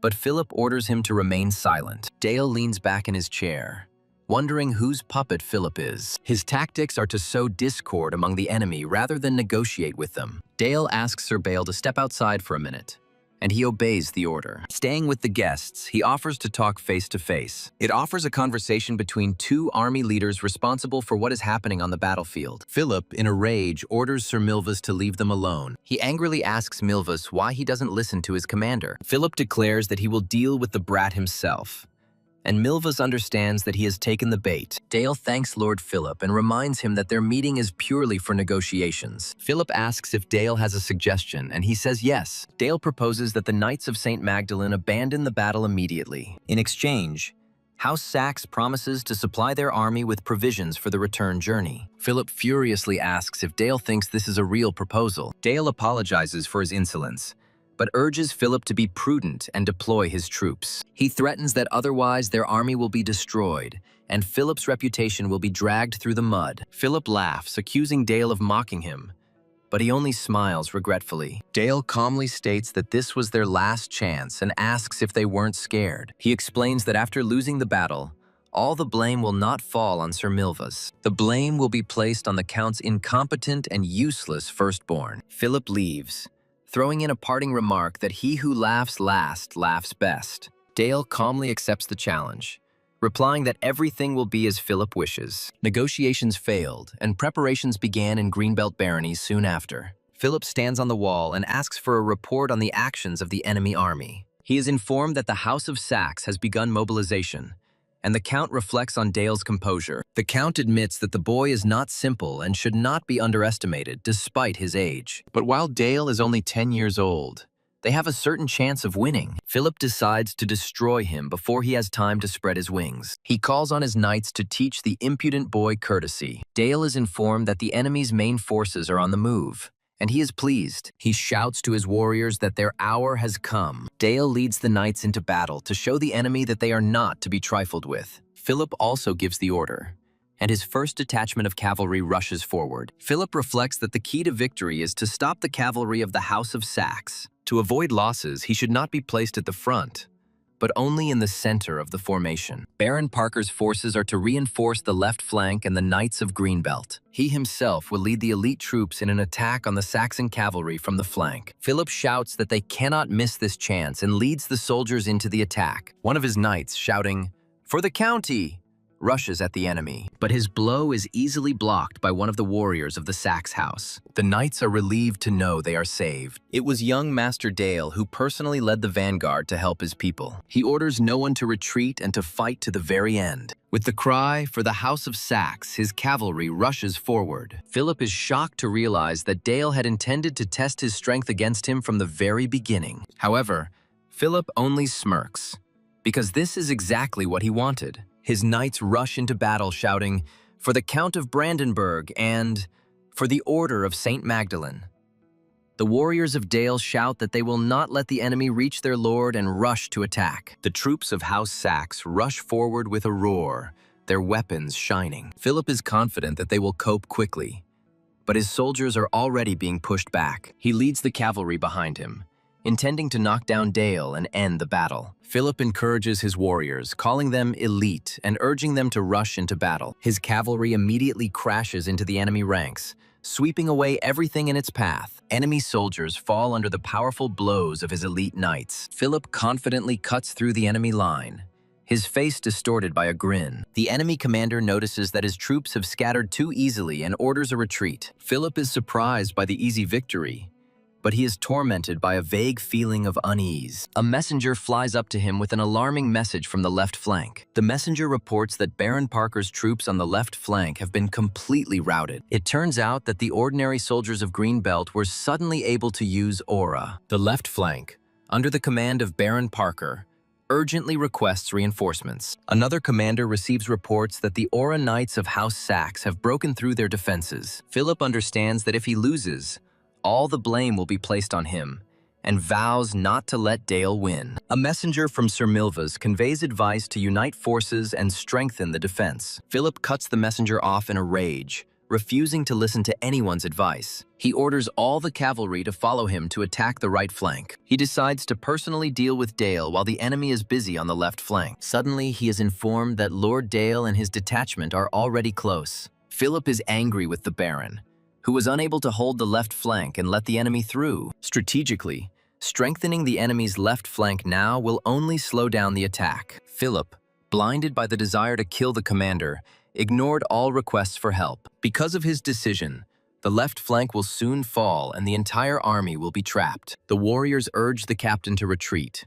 but he stubbornly refuses. At this moment, Dale appears and declares that the battle is not over yet. Philip is furious at Dale's self-confidence and vows to wipe the smile off his face. He raises his sword and orders the first cavalry unit to charge. His knights are full of determination and are just waiting for the order to rush into battle. Before the decisive attack, warriors pray to the goddesses for protection and blessings. Philip calls for the swords to be drawn and leads the cavalry in a final charge. Dale watches their attack with a smirk, realizing that the enemy has fallen into his trap. Dale knows that in the heat of battle, a commander's field of vision becomes increasingly restricted. He understands that the anxiety and hardships of battle dull the enemy's ability to think clearly. Philip sees a magical glow in the sky with horror and cannot believe his eyes. Dale mockingly asks if this is the first time he has seen magic and prepares the ice bullet spell. An ice arrow easily pierces the shield of one of Philip's knights. Philip is shocked by the accuracy of the shot, made at full gallop. He He realizes that such a shot requires not only magic,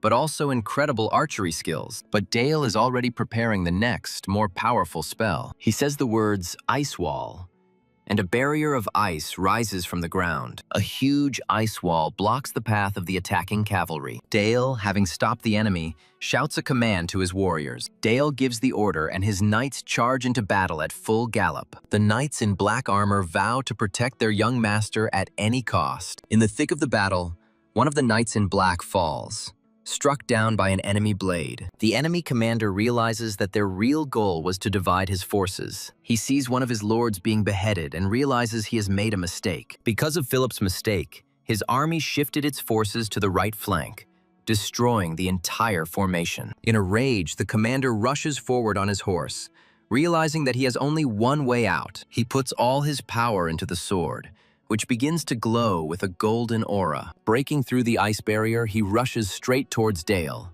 The commander raises the shining sword above his head, confident of his victory over Dale. The next moment, the commander is already on his knees, and Dale mockingly speaks of his strength. Dale explains that the Order's combat doctrines have become their greatest weakness. He remembers how in a past life he was their prisoner and learned all their customs. Dale confidently declares that he knows them like the back of his hand and receives good news. The commander learns of Baron Parker's capture and blames it all on Philip's stupidity. The commander asks if Dale planned this trap from the very beginning. Dale replies with a smile that anything can happen on the battlefield. He adds that in the chaos of battle, the losers have only their own stupidity to blame. He offers the captives to buy their lives for gold, following imperial traditions. One of the knights angrily shouts that he would rather die than beg for mercy. Dale calmly says, "So die."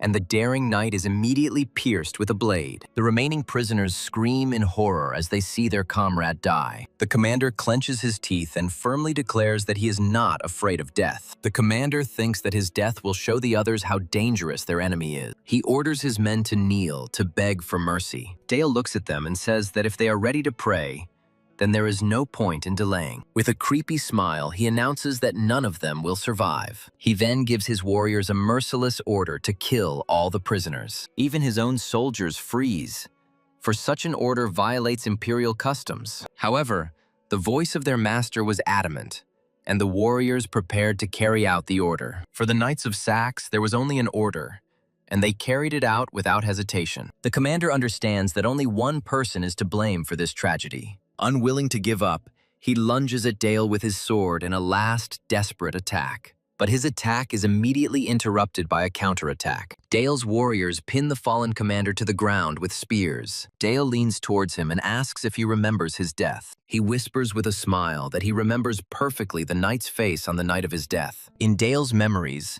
Sir Milvus watched in cold blood as he was killed. Dale looks into the dying man's eyes and repeats his question. Sir Milvus is horrified to realize who is in front of him and whispers that this is impossible. Dale releases dark energy that attacks his opponent. With a satisfied smile, he says that he finally feels satisfied. Philip comes to his senses and realizes with horror that the battle is already lost. He recalls how the right flank of the cavalry was routed and Sir Milvus and his knights were killed. The left flank also fell, and the main forces of the enemy surrounded his cavalry. Philip is haunted by the image of Dale with his creepy grin. His knights desperately beg him to make some decision. Philip suddenly declares that they can't lose so easily. He orders everyone to stand to the death, for their order will never fall to its knees. One of the knights tries to object, but Philip angrily cuts him off. Philip calls on everyone to rush into the final battle, not listening to his subordinates. He screams in panic for protection while his knights die. He thinks in horror that he would rather die in bed than on the battlefield. The battle is over,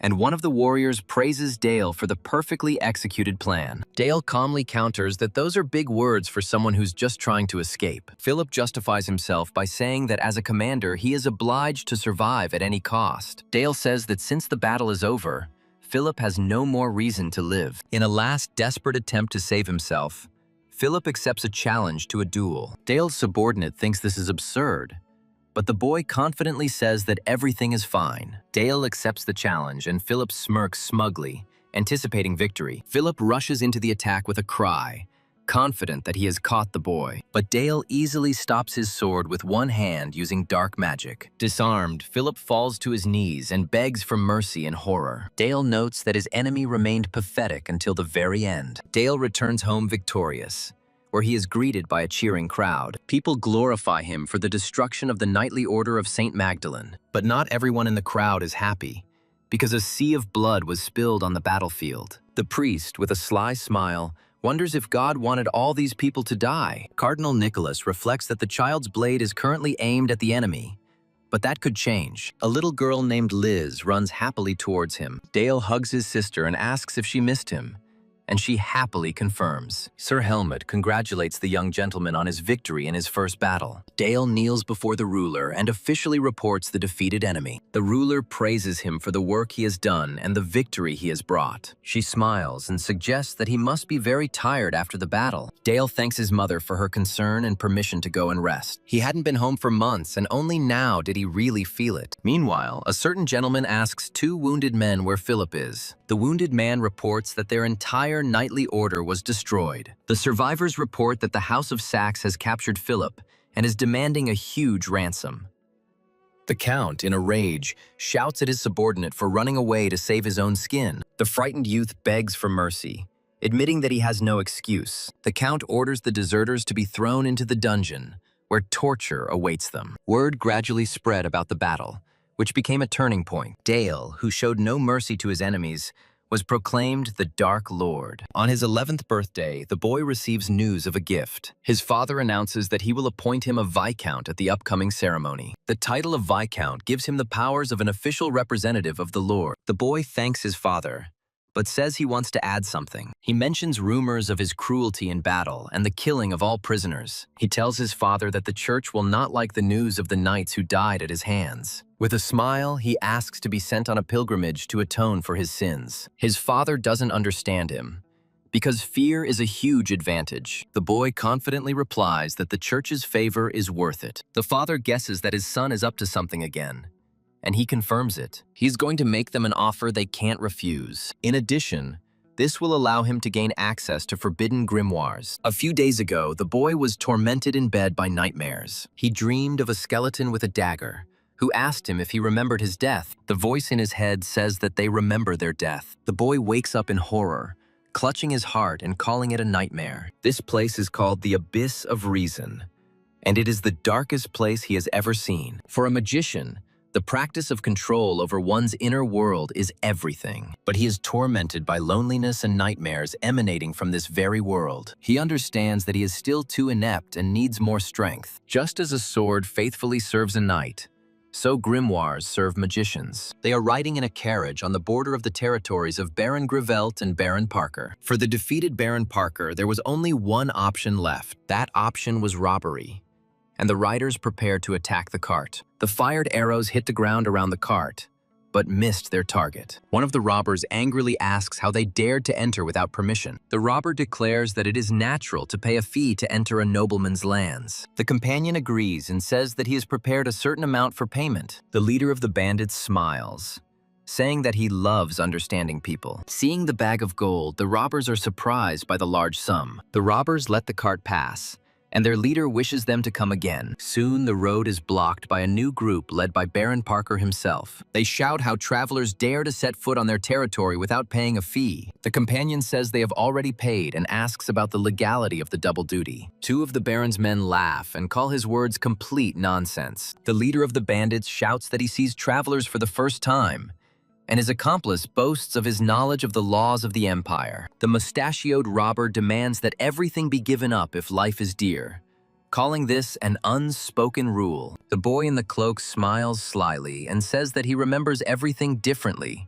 which surprises the mustachioed robber. The robber, in horror, recognizes the boy and his companion, exclaiming, "Is this really young Master Dale?" The mustachioed bandit tries to calm his men, urging them not to panic, since there are only two opponents. He convinces his men of victory and orders the archers, who have taken up a position on the hill, to take aim. Dale's companion calmly asks what the order will be, to which the boy replies that it's time to finish. Dale gives the order to kill everyone, and the leader of the bandits in response orders the archers to shoot. The archers release a cloud of arrows that fly straight at Dale, but he remains completely unfazed. The bespectacled companion stands in front of the boy and with one swing of his huge sword, deflects all the arrows. Shrouded in a dark aura, the companion says he understands the order and calls Dale Lord. He leaps towards the archers, swinging his sword, and one of the bandits looks at him in horror. With one blow, he cuts off the archer's hand,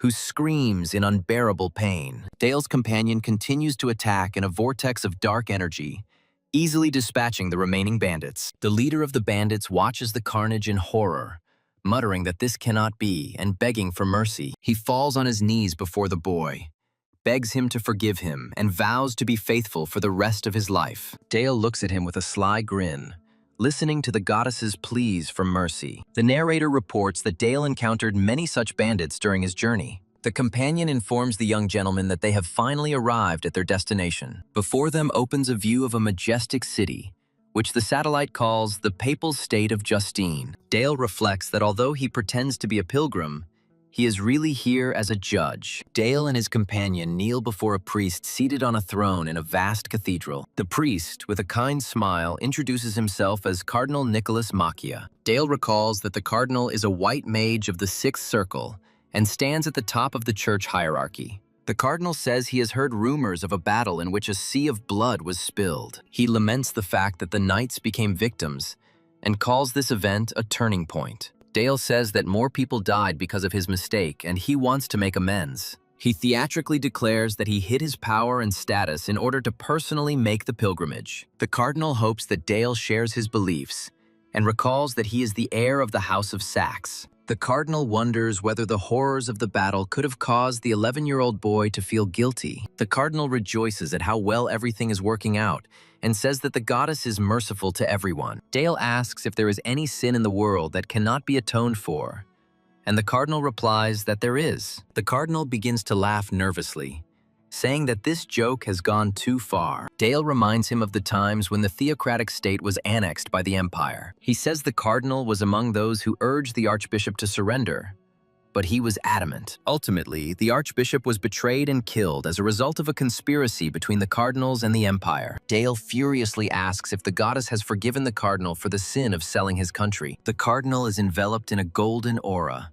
and Dale screams at him for daring to speak of redemption. Dale accuses the cardinal of heresy and ridicules his belief in the goddess's favor. He shouts, "Does the cardinal really think that the world will remain indifferent to the murder of the duke's representative? The duke will not dig into the church's dirty laundry, so we want payment for our silence." Dale stands before the cardinal, who sits on a throne surrounded by golden light. Grinning, he says that he heard about a secret archive with forbidden books in the dungeon. He demands full access to heretical writings, mentioning the most terrifying grimoire. This grimoire turns out to be the Book of the Black Goat, kept in the dark library. Dale goes down the stairs with a lantern, because only one person is allowed into the restricted section. The cardinal tells his people that the church is no longer responsible for what is happening. He sternly warns Dale that he can only take one grimoire and not touch anything else. The cardinal demands an oath of eternal silence, and Dale swears by the Duke of Saxe. This sacred oath is sealed with a handshake. Their pact is sealed with their own hearts,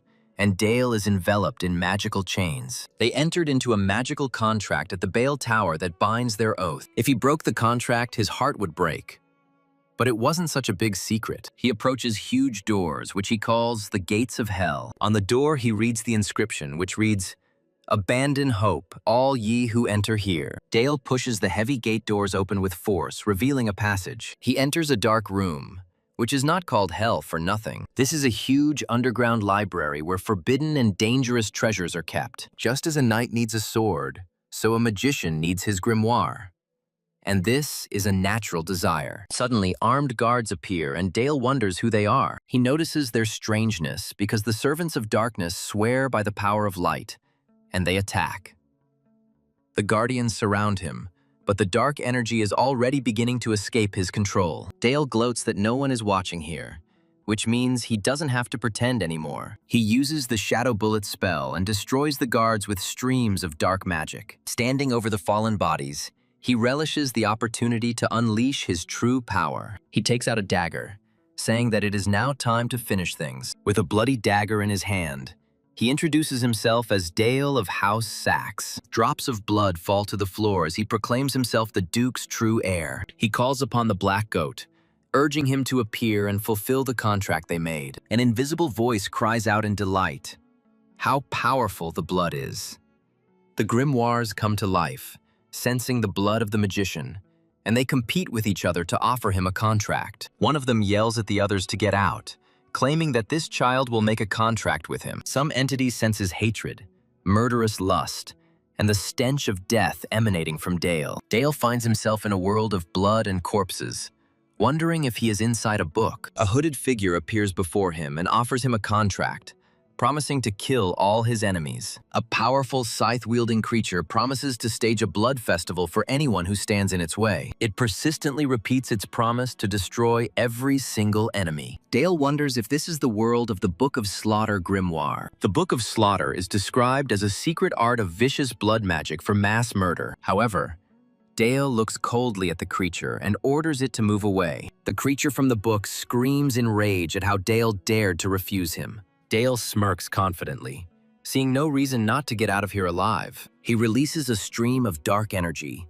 directing it towards the enemy. Dale explains that the book's miserable world has no effect on him, but his own world, on the contrary, is capable of changing reality. His world consumes others, because he is a monster thirsting for destruction. Dale boasts that his kill count surpasses anything he's ever seen. The enemy cries out in pain, unable to withstand the pressure of Dale's aura. The monster with bloodshot eyes is not going to give up so easily. But the next moment, an invisible force cuts him in half. The creature looks at its parts in shock, not believing what happened. The grimoire's world cracks and crumbles, and Dale notices someone else. A horned girl appears behind him and asks why he summoned her. She admits that she is very glad to meet him, because she was terribly lonely. With a creepy smile, the girl asks if he will play with her. This is the avatar of the Book of the Black Goat, created at the cost of the life of the Duke's daughter. Dale realizes that it is not the girl herself who stands before him, but the spirit of the grimoire. He offers the Black Goat's daughter to sign a contract with him. They are transported to a snowy world, which delights the girl. Turning around, she says with a smile that she really likes Dale. Suddenly, the priests appear, shocked by what they see. Dale didn't expect the cardinal to actually get his hands on the book. He calmly greets Cardinal Nicholas, who has arrived from afar. Dale smirks and suggests that the oath alone wasn't enough. He announces that they have come into the world of darkness to get rid of him. The cardinal nervously justifies himself, saying that he was simply worried about Dale. A horned girl with a predatory look asks if she can eat them. Dale allows it, warning that it's not his fault if she gets a stomachache. The frightened cardinal begins to offer a prayer for salvation. He calls upon the spirit of the holy martyr, begging for mercy. His knights kneel, asking for the goddess's blessing. The Lord of Light answers prayers, and warriors gain angelic wings. The cardinal orders the angels to rid them of the devil's servant. Dale just smirks, knowing that the battle will not be easy. 3 winged warriors dive down on him from the sky. Dale easily dodges their coordinated attack. He prepares to counterattack, and dark magic thickens at his feet. With the shadow bullet spell, he fires projectiles of darkness at the angels. The angels dodge, and Dale praises them for being as agile as expected. The cardinal mocks that a third circle mage will not master the book's power. The cardinal calls on everyone to praise the angel who has appeared and is hovering above them. The horned girl screams in rage at them to shut up. She releases streams of dark energy attacking angels. Angel notices that the dark tentacles did not harm them. The angel prepares to strike, but the girl only smiles ominously. Suddenly, tentacles of darkness attack and push back the angels. The cardinal runs up to the fallen angels, concerned about their condition. The angels, struck by darkness, writhe in agony and begin to praise him. The cardinal looks at what is happening in horror, not understanding what has happened. One of the angels, distorted by darkness, says that he has not smelled this smell for a long time. The girl smiles maliciously, anticipating the pleasure of their suffering. The cardinal is horrified to realize that the boy who summoned her cannot be ordinary. He recalls that even the most flattering titles did not describe the boy's entire essence.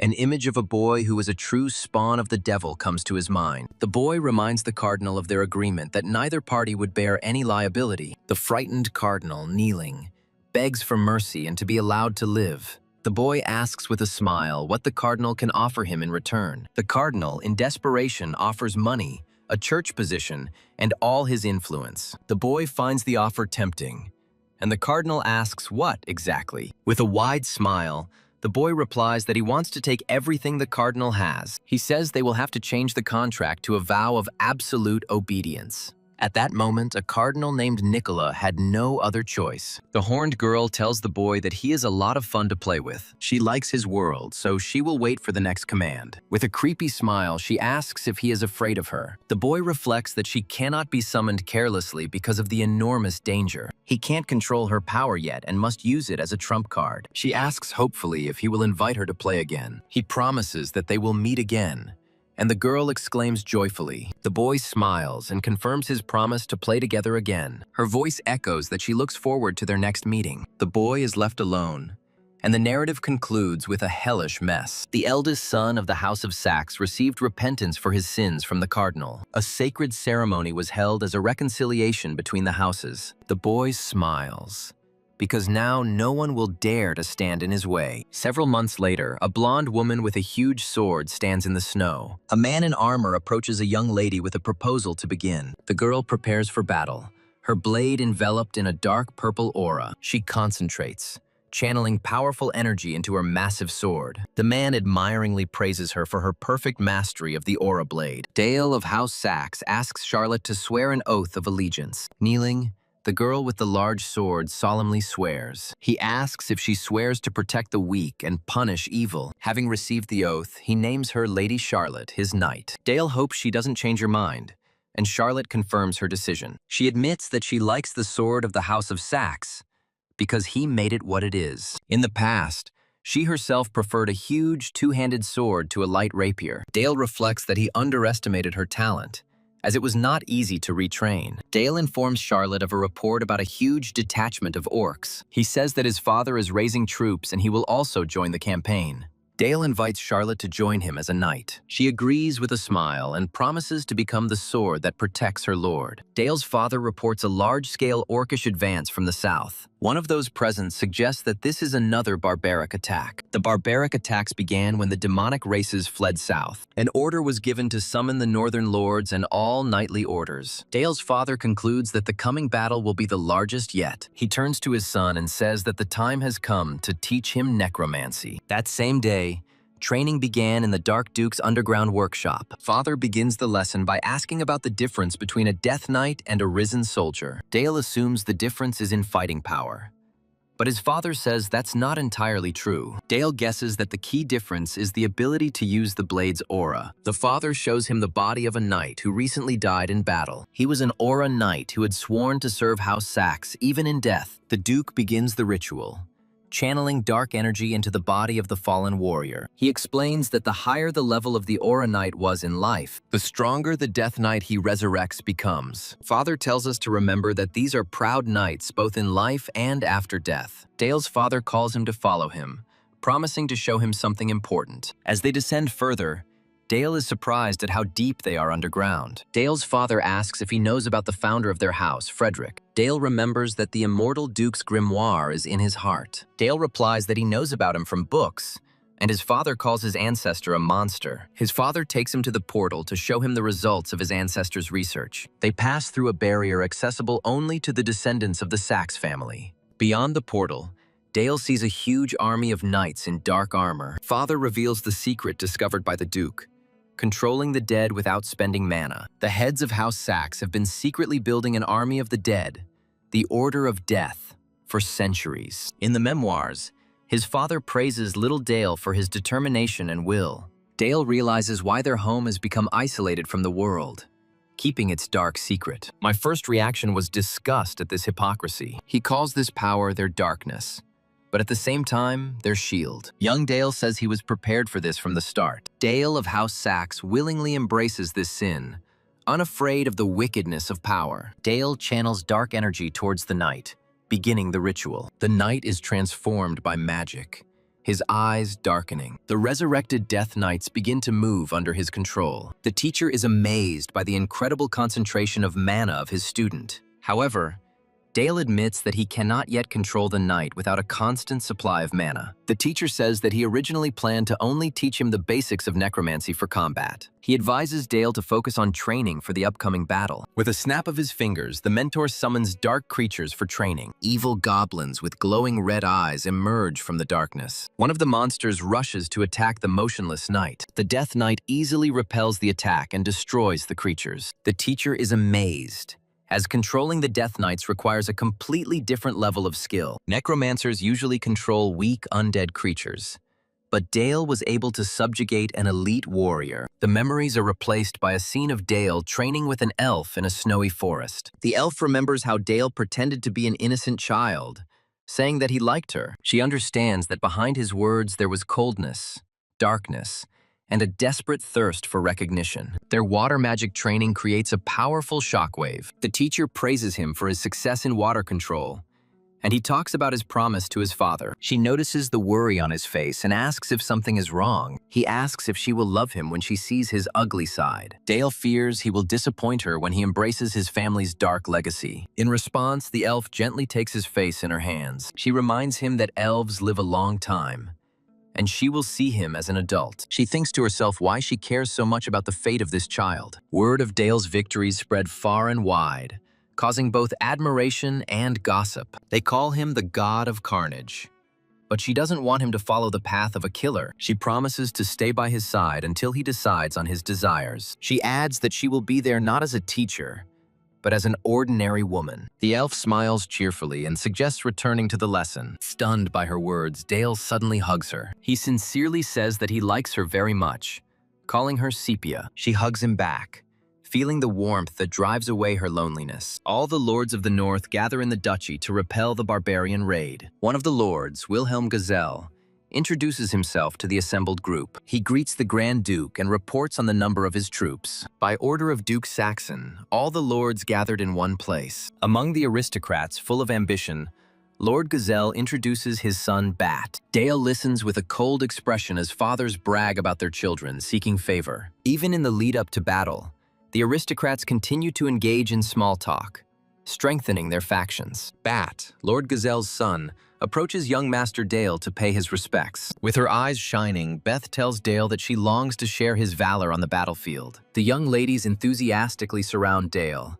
saying that he is more gallant than they say. Dale smiles sweetly at the lady, but inside he is tired of this excessive attention and politics. An unfamiliar knight in black armor approaches Dale and the ladies surrounding him. The stranger says that he has heard about Dale's martial prowess and wants to see it for himself. The elderly lord angrily scolds the knight Yonez for his insolence in front of the young lord. Dale calmly asks the knight if he is Sir Jones, Baron Kenneth's second son. Dale looks at Yonez thoughtfully, echoing his desire to see his skill. He asks Jones directly if he wants to test his abilities, and he remains silent. Yonez kneels, calling Dale the Empire's greatest genius and remembering his victories. Yonez assures that he has no doubt in his abilities, because a military genius stands before him. Yonez challenges him to fight in order to learn something. While the Lord furiously orders Yonez to leave, Dale only smiles mysteriously. Dale recalls hearing about Yonez commanding a squad of 100 mercenaries. Dale reflects with interest on how Yonez became a knight-errant. Dale realizes that for a second son without an inheritance, this is a risky way to prove himself. Dale decides that such a person could be useful and accepts the challenge with a smile. The duel is organized on the spot, as it is an excellent opportunity to demonstrate strength before the war. The Dark Duke sees no reason to interfere, and Yonez prepares for battle, drawing his sword. Dale warns Yonez that his own sword is no ordinary weapon. Dale generously allows Yonez to use his aura, much to his surprise. With a confident smile, Dale challenges Yonez to fight at full strength. The duel begins, and Yonez, surrounded by a purple aura, rushes forward. Yonez is still a bit of a handyman with his aura, but his control over it is already impressive. In response, Dale summons his dark aura, and from it, a black sword is formed. Yonez looks at the young master's famous black sword with awe. Jones jumps and delivers a powerful punch from above, putting all his strength into it. Dale effortlessly blocks Yonez's powerful blow with his black sword. The blades clash with a clang, but Dale holds his ground confidently. Yonez understands that, unlike him, Dale was born with all the ingredients to win. The fighters disperse, and Yonez vows to prove he is capable of more. He will prove that even someone who has nothing can defeat someone born with talent. Yonez sees an opening, but Dale also notices that his opponent has opened up. Yonez swings wide and powerfully, hoping to break Dale's defense. Dale deftly dodges the blow and counterattacks from below. A powerful blow sends Yonez flying, and he falls to the floor, defeated. Dale stands confidently surrounded by the shadow swords he summoned. He rushes into attack, surrounded by streams of dark energy. He considers his opponent a worthy backdrop for demonstrating his skills. Yonez swings his sword in rage, screaming that he has been underestimated. Dale easily parries a powerful blow, crossing blades with his opponent. Observers note that the eldest son of the House of Saxe has a different level of resilience. The woman is amazed that an 11-year-old boy can be so strong. After throwing Dale aside, Yonez offers him the chance to dodge the next attack. Dale easily dodges the attack using shadow magic. Yonez realizes that Dale is just playing with him and doesn't take him seriously. With a desperate cry, Yonez rushes forward again, but Dale dodges the blow. Yonez mentally urges himself on, not wanting to acknowledge the enemy's obvious superiority. He recalls that the young master is considered the greatest talent of the Empire. Realizing that he cannot defeat Dale, Yonez clutches his sword in despair. A defeated Yonez drops to one knee and admits defeat. Dale ponders how he managed to contain the full force of the experienced mercenary. He feels like the shadow sword has become an extension of his body, like another limb. After thanking Yonez for the fight, Dale decides that he must set an example for him. Dale points his finger at the enemy, forming the shadow bullet spell. Yonez cries out in pain as an invisible projectile hits him. Standing over his fallen enemy, Dale asks if there are any others willing to fight. He speaks loudly to the audience, looking for those who doubt his title. The remaining knights bend their knees and swear allegiance to the young master. Dale remembers the words of his father as he sits on the throne. Fear guarantees loyalty.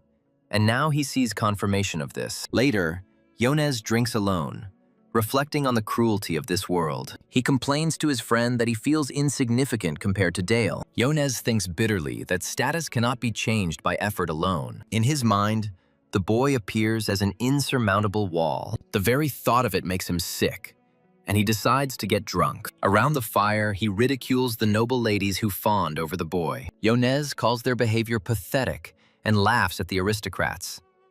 His drinking buddies agree that without titles, everyone is equal on the battlefield. He gleefully assumes that as a man, this brat is a complete zero. Suddenly, Dale appears behind him and asks with a grin if this is true. The mercenaries jump up, and Yonez, shocked, asks how long he has been standing there. Dale smiles and offers to refill their drinks from his bottle. He sits down by the fire and notices that the world is very unfair. While pouring Yonezu, he says that people don't decide anything in this world. Dale asks if any of them chose their talents or their surroundings. Dale consoles Yonez by saying that in this world, there is no destiny that can be completely determined by oneself. Yonez bitterly agrees, thinking that no matter how much he fights, he has no chance. Dale addresses him as Sir Jones, second son of House Kenneth, and says he likes him. With a sly smile, Dale bids Yonez and his squad raise their swords for House Saxe under his command. Yonez asks if Dale wants his service, and he confirms,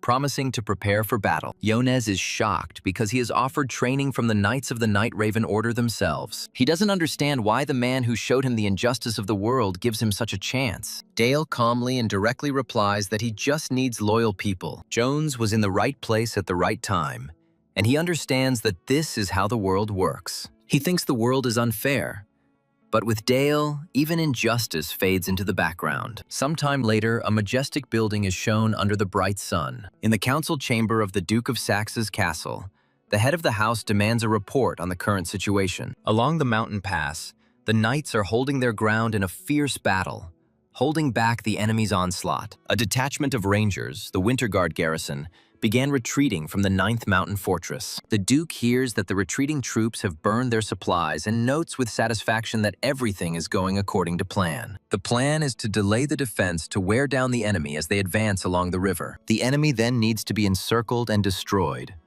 So it's time to deploy the army. The Duke orders that the lords be informed that they must be fully prepared by March. When everyone leaves, the Duke turns to Dale, wanting to speak with him alone. Father gives Dale full command of a strike force of Night Raven Knights. Once the full-scale conflict begins, Dale will be in single-handed command of the strike force. Dale is surprised because the Dove Tower does not interfere in worldly conflicts, but his father says that she is already an advisor. Besides, the fight against the barbarians can hardly be called a normal conflict.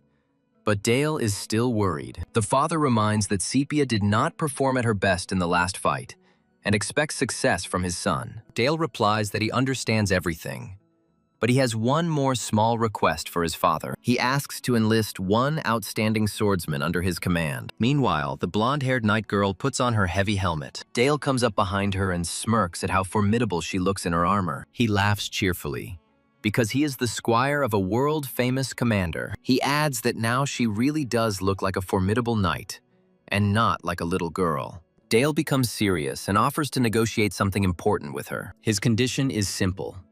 He asks her not to die on the battlefield. She starts to say that risking one's life is a knight's duty, but he interrupts her. Dale corrects her, saying that a knight's duty is to never betray his lord's trust. He looks into her eyes and tells her that he wants her not to die. At least, not on this battlefield. After some time, the main forces of the House of Saxe, led by the Duke, set out on a campaign to the south. At the same time, Dale leads a strike force of Night Raven Knights to the upper Saxe River. From that moment on, Sepia was no longer just a teacher for Dale, but a comrade in arms. At dawn, Dale's strike force camp was spread out in the upper Saxe River Valley. Dale stands in the middle of the camp and calls out to Sepia, who is waiting for him in a hooded cloak. Sepia asks Dale why he is still awake at such a late hour. Dale cryptically replies that he is simply following his heart. Suddenly, an alarm sounds and Sepia turns around in surprise. Dale immediately gives the order for everyone to prepare for battle and march out. He realizes with annoyance that the enemies struck first, getting ahead of them. An excited Lord Bale runs up to him with a report on the situation. Bale reports thousands of orcs breaking through the river, indicating their haste. Dale orders Bale to take 4 battalions of cavalry and attack. He himself will lead 2 battalions behind enemy lines, and Bale accepts the order. Archers on the shore notice orcs who are already crossing the river. The commander orders to prevent the monsters from getting out onto land and to take aim. A volley of arrows rains down on the orcs running through the shallow water. Dale mentally asks Bale to hold on and buy him time. Meanwhile, in the forest, 2 mysterious cloaked figures watch the battle. Another squad of archers, hidden on the rocks, also opens fire on the enemy. Orcs on wolves quickly break through a hail of arrows. The enemy reaches the bridge, and the commander shouts to his men to push them back. Dale is confident that enemy support is cut off due to the long journey. He plans to go around them and strike from behind while Bale holds off the onslaught. Bale fights desperately, mentally convincing himself to hold on just a little longer. One of his warriors falls to the ground, struck down by the orc's blow. Dale and his cavalry rush onto the battlefield to help Bale. Bale enthusiastically shouts to his men to go forward and push the front line. He calls on the soldiers to attack with the cavalry, because the enemy is in a vice. A bloody battle begins, in which warriors mercilessly chop down the orcs. Sepia flies into the air and attacks enemies with the Shadow Bullet magic spell. A huge orc, club in hand, charges at Dale on horseback. Dale coolly dodges and stabs the monster with his sword. He confidently tells the knights not to panic and to entrust their enemies to him. Sepia warns that we need to act quickly before the orcs group up. The soldiers watch in surprise as the young gentleman and his horsemen turn around. Dale loudly gives a sudden order to the entire squad to retreat. He believes that the goal has been achieved, because a perfect victory is not always necessary. Now we need to lead the enemy away from the reinforcements in order to defeat him later. Orcs on wolves furiously rush in pursuit of the retreating detachment. The mysterious masked rider notices that his target has an ordinary horse. Sepia sees a new threat and desperately screams at Dale to watch out. Suddenly, a wall of ice spikes rises from the ground, blocking the way. The masked rider responds to the ice with fire magic, trying to break through the barrier. Fire meets ice, and a powerful explosion illuminates the night forest. A fiery explosion engulfs the enemy, who screams in pain under the impact of blue magic. The riders look at the remains in horror, and the young man understands what kind of magic this is. He realizes that they are facing pyromancers, the Inquisitors of the enemy tower. The Inquisitor is a battle mage of the Red Tower whose goal is to incinerate the enemies of the Empire. The young man understands that the magicians from the Red Tower have come specifically for his teacher. She orders her people not to stop and not to form groups. The young man realizes that they have found themselves in the worst possible situation. Trying to regroup and attack is tantamount to suicide due to the enemy's strength. But if they scatter,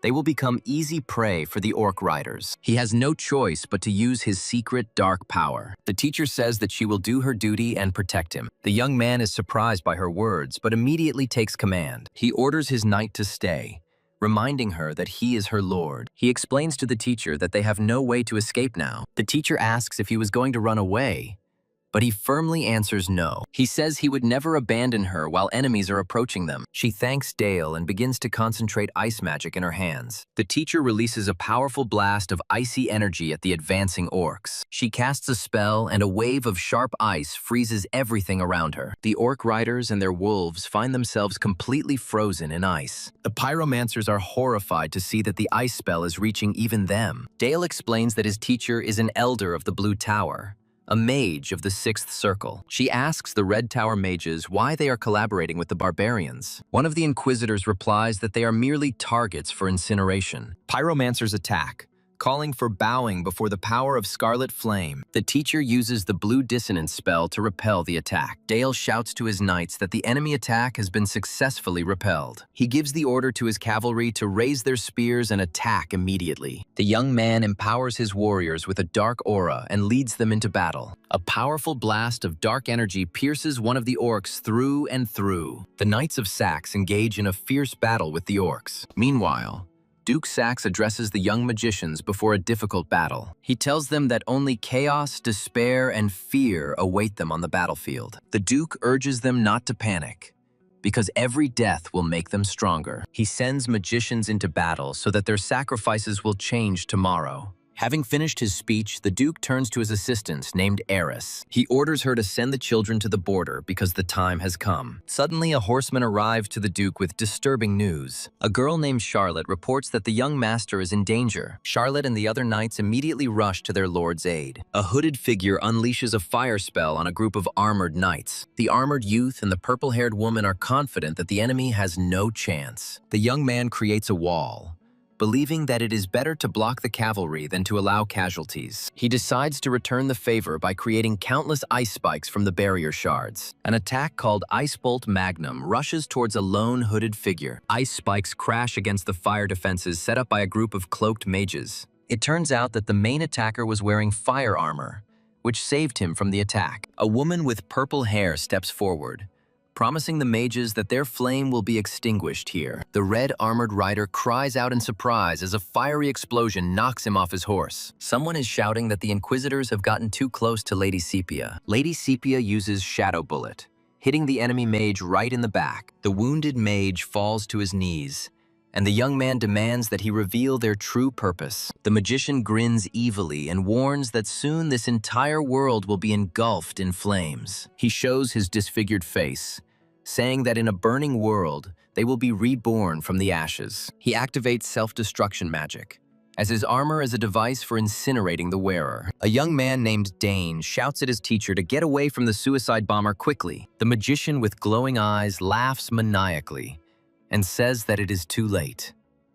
He shouts, "Goodbye," and a powerful explosion of light illuminates everything around. Dane comes to in the middle of the fire and is relieved to see that Sepia is okay. He realizes that before the explosion, she protected him with ice armor, saving him from a fatal wound. Dane looks around in despair, seeing that the explosion has even affected the Knights of the Night Raven Order. The surviving enemy mage notices Dane and is glad that the boy is still alive. Dane looks at the enemy with fury and determination, shouting, "Die!" A dark shadow attack that cuts the enemy mage into pieces. Dane stands ready with his purple sword as another enemy explodes in the background. He looks up with a grim expression, realizing that they are now alone. Dane tells his last enemy that he has been patient and waiting for this moment.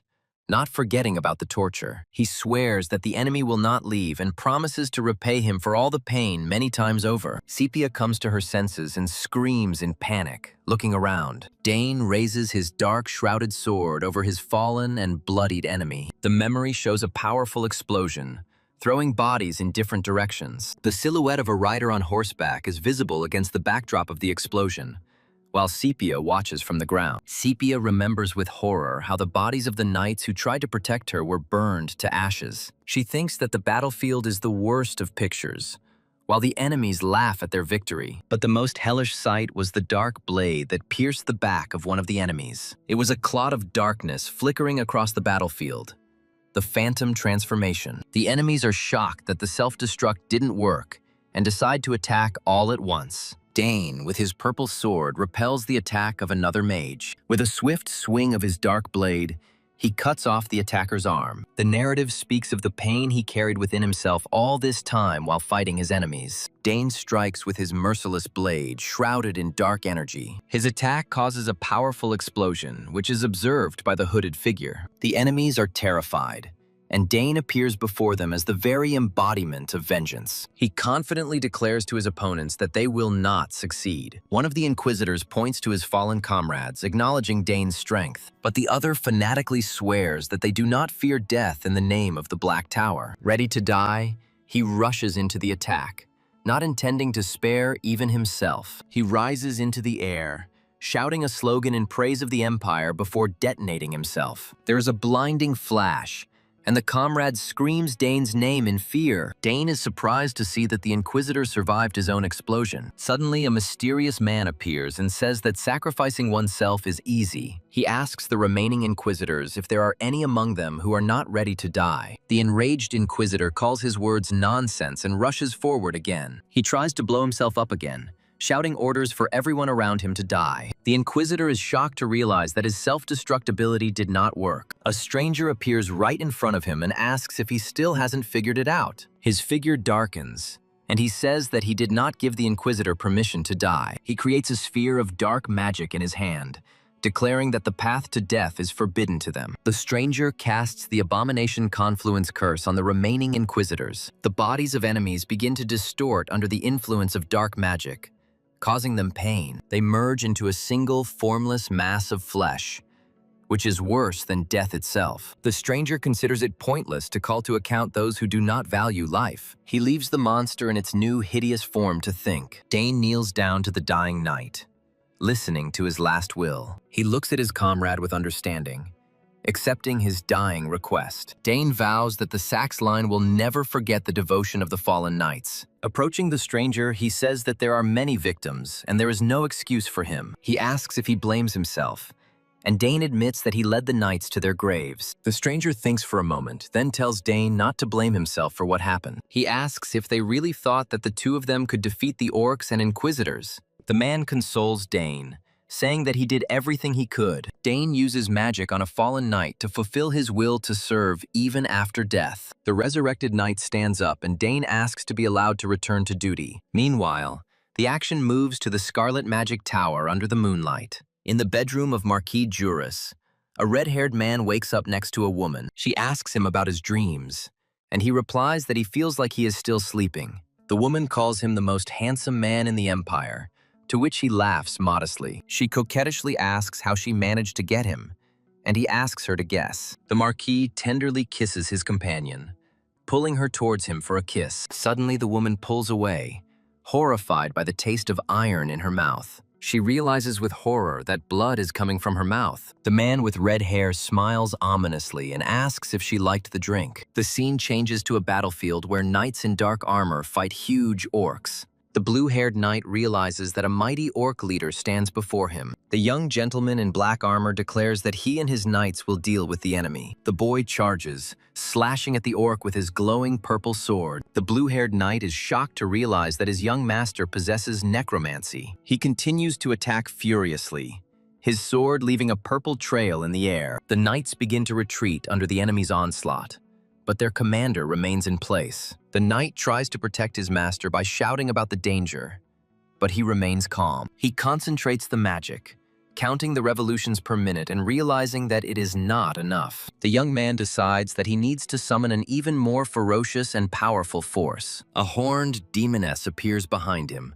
hugs him, and offers help. He understands that accepting her power in front of everyone is too risky. The demoness reassures him, saying that she likes his world and will not harm him. She promises to never do anything he might not like. With these words, she envelops him in dark energy and invites him to play together. A huge shadow grows behind the boy, giving him a frightening appearance. The orc leader looks with surprise and fear at the young man who has gained new strength. He uses a new ability, Shadow Stalker, attacking the enemy with tendrils of darkness. Dark tentacles pierce the orc leader, causing him to drop his massive axe. The knights shout with delight, celebrating their young master's victory over the orc leader. Having defeated the orc leader, the Dark Prince became famous as the defender of the North. The story moves to the Magic Tower of the North, a majestic structure. In the tower, a long-haired man asks a subordinate about the results of the investigation.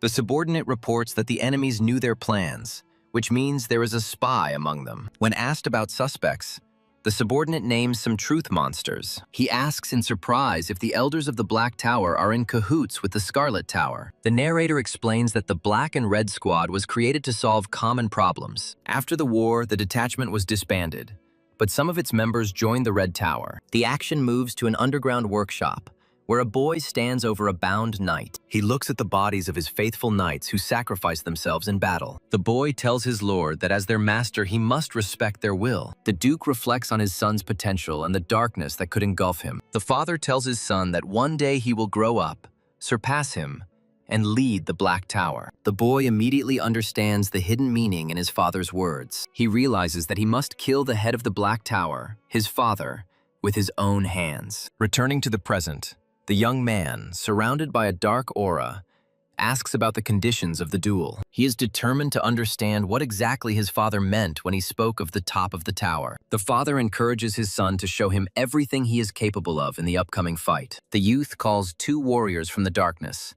Black Sword Sax. The father notes in surprise the purity of the spell as the shadow warrior attacks him. He calmly and confidently meets the blow of the sword aimed at his head. The young man remembers adding an element to the spell that made evasion impossible. The shadow pursuers quickly attack the father from two sides simultaneously. The warriors freeze just before they strike, their swords stopping. The son is surprised to see that the shadows he summoned suddenly stop. The father explains that losing control over the shadow creatures is tantamount to death. The young man remembers that darkness always clings to a thicker and stronger darkness. Determined not to give up, he decides to focus as hard as he did last time. One of the warriors breaks free from his father's control and resumes the attack. The young man sees in horror his father's severed head lying on the floor. The father's headless body remains standing, saying that he is not allowed to die. Father explains that magic is the power that turns imagination into reality. The one who stands at the pinnacle of magic is able to control the laws of the world at his will. The son understands that he was not destined to win this battle from the very beginning. Soon after the raid ceased, a messenger arrived with a summons to the emperor. The envoy begins his speech to the father and son in the throne room. He conveys that the emperor is flattered by the loyalty of the House of Saxe, but not grateful. The envoy particularly notes the great achievements of the young master, which are well known at court.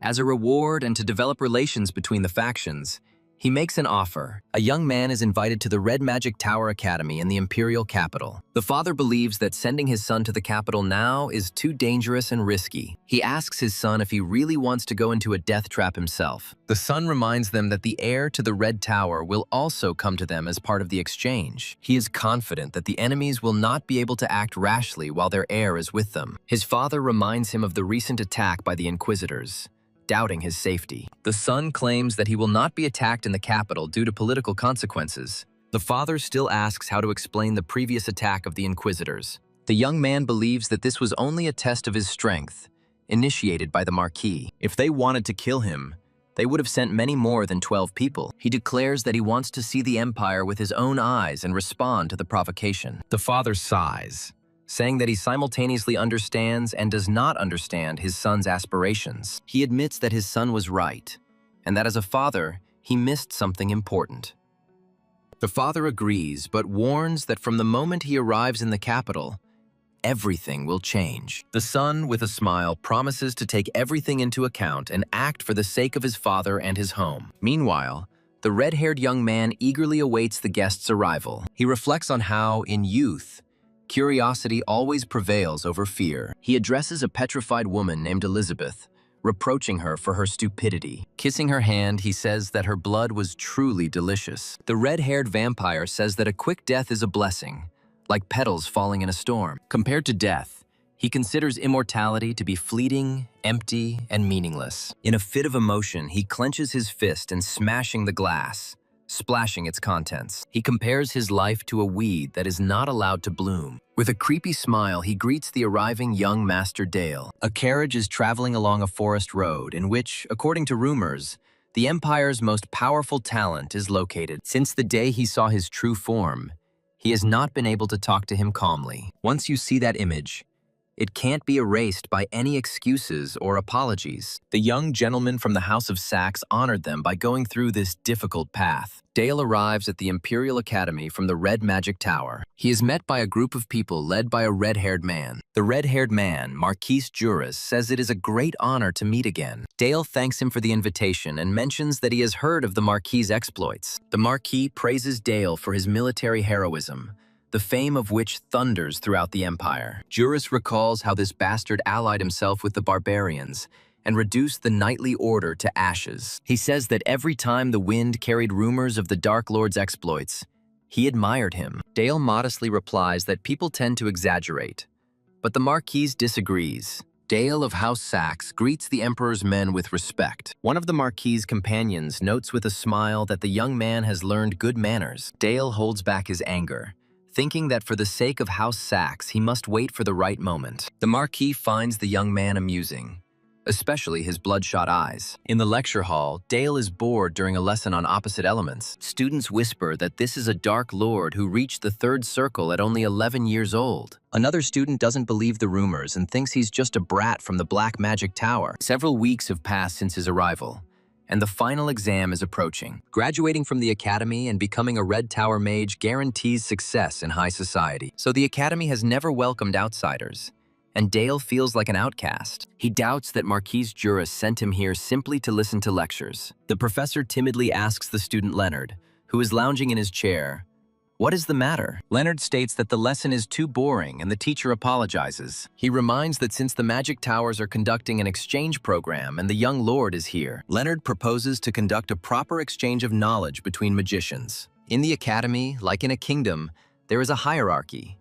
and at the top of it is the king. Dale realizes that this king is the son of the previous flame-eyed master of the Red Magic Tower. He recalls the rumors about himself, the greatest genius of the Empire, who broke through to the 20th floor of the tower. Leonard wants to personally witness the talent that is rumored to have personally slain the orc leader. Dale gets up and walks over to him, saying that people tend to exaggerate rumors. Leonard replies that everyone is a hero in words, and invites the young lord to prove himself in action. The teacher anxiously asks Dale if he knows the rules of magical duels. Leonard thinks that for a lord from the northern border, he likes to stand out. Dale confidently declares that he will make Leonard bend his knee to the Empire's greatest talent. The professor asks worriedly if the life pendant will be needed in the duel. He fears that someone might be seriously injured or even killed in this battle. Dale asks who will be held responsible if he uses magic with the intent to kill. The frightened professor shouts that the duel is cancelled, which shocks Leonard. He begs Leonard not to make the situation worse and offers to use the life pendant. Leonard angrily refuses, stating that he doesn't need help to defeat the brat. He pushes the professor away and promises to show him what a real exchange of knowledge is. Dale asks Leonard how long he can wait and confirms his readiness. Leonard announces that the loser will not be allowed to take the exam and will leave the class. He adds that if he loses, he will withdraw from the final exam. Dale considers the terms fair and agrees to the duel with a grin. Leonard creates a magic chain and gives the command to begin the battle. The fight begins, and Leonard immediately attacks with his chain. Dale easily blocks the magic chain's attack with his dark shield. The clash of their magic causes a powerful explosion, throwing Leonard back. Student observers are shocked by the incredible pressure emanating from the duelists. One of them admits that he doesn't even have time to follow their fast movements. Dale and Leonard continue to exchange fast, high-speed punches. Leonard spins the chain around himself, creating a protective barrier against Dale's attacks. Dale breaks through the defense and finds himself right in front of his opponent. His dark magic strike hits its target, causing another explosion. Suddenly, Dale falls to his knees, breathing heavily after the blow he took. Suddenly, another student appears, accusing Leonard of cowardice and foul play. Leonard smirks and pretends not to understand what is being discussed. The student points to the spectators who secretly helped Leonard with their magic. Leonard turns to the professor and threateningly asks him to keep quiet about what happened. He turns to Dale again, offering to continue the duel and reveal true talent. But the pyromancer student stops him, offering to finish the duel. Leonard mockingly says that his opponent still doesn't understand the situation. The pyromancer calmly invites him to look around. Leonard's assistants panic when their mana disappears, and Dale calls him pathetic. Dale stands up and asks what kind of pyromaniac would let his flame be taken away so easily. Dale takes them to his world, where Leonard cannot use fire magic. Calling the situation boring, Dale summons dark tentacles to attack. The tentacles grab not only Leonard, but also his minions, who also ended up in this world. Horrified, Leonard realizes that Dale is going to kill him. Suddenly, a professor appears in this world and begs Dale to stop. He offers his apologies and asks that Leonard be spared for his sake. Dale says he didn't mean to kill anyone and lets them go, leaving the professor on his knees. In a rage, Leonard hits the professor, shouting who gave him the right to speak on behalf of the Voltaire family. Leonard shouts that because of a professor who doesn't know his place, the reputation of their house has suffered. The professor falls to his knees and begs for forgiveness, admitting that he was wrong. Leonard kicks the professor in the face, calling his pleas for forgiveness nonsense. Dale suddenly appears and orders everyone to shut up and get out. Leonard repeats the order with irritation, telling them to take the idiot and get out. The two lead the professor away, discussing Leonard's intolerable character and weakness. The people leaving discuss how Leonard almost killed a man, and now they won't be able to pass the exam. Leonard clenches his bleeding fist, calling them rotten scum in anger. A red-haired man appears in front of Leonard, calling what happened a performance. The stranger calls Leonard's behavior pathetic, and he recognizes him as the Lord of the Red Tower. Leonard asks what brings Lord here, but he evades the answer. Leonard assumes that the guest came to laugh at him, but he denies it. The Lord offers a way to get rid of the humiliation by opening the box containing the artifact. Leonard doesn't understand why he's being offered this, and Lord doesn't want his talent to go to waste. The Lord explains that the artifact is dangerous, and that anyone who touches it will burn to ashes. But if Leonard can handle it, he'll get the chance. Otherwise, he'll just burn out faster. Dale wonders why Juris called him here.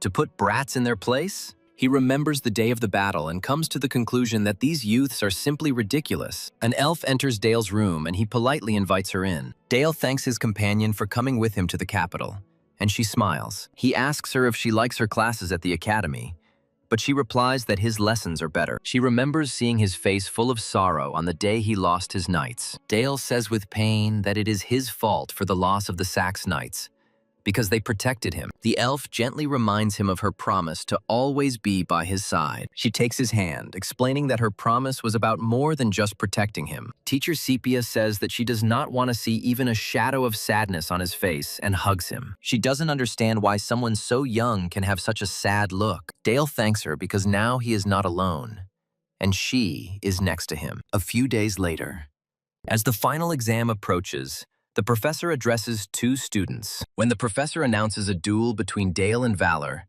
they are interrupted by a scream. Leonard appears and everyone asks in surprise why he is here. The professor says they've already started and he can't help if Leonard causes trouble again. Leonard looks angrily at the professor, asking how he can even talk about helping. He orders the magician stuck on the fourth circle not to dare to teach him. Leonard turns to Dale, declaring that he has come to put an end to this. He proposes to start a duel that will determine which of them is the greatest talent of the Empire. Leonard charges forward using a flaming red chain. Dale dodges the blow and a powerful chain attack cracks the floor. Leonard mocks the defeated Dale, asking where his confidence went and comparing him to a rat. Leonard grins maliciously, saying that he has finally mastered his power and will now show everything. He activates Overload, accelerating his magic circles to the limit.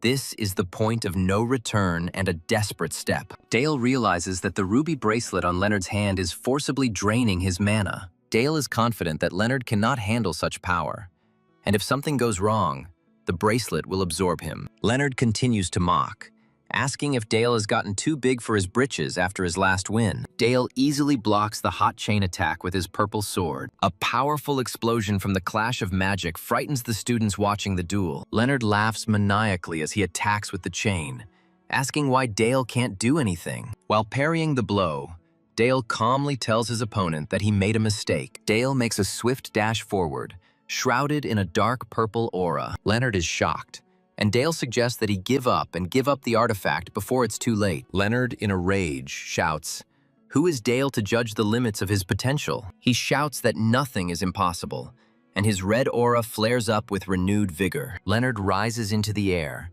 surrounded by streams of red energy, and calls upon others to see his true power. In ecstasy, he shouts that he succeeded because he was able to reach the fourth magic circle. Leonard declares that this is his world, where Dale is destined for defeat. And Dale sees this as a problem. Leonard's world of consciousness leaked into reality.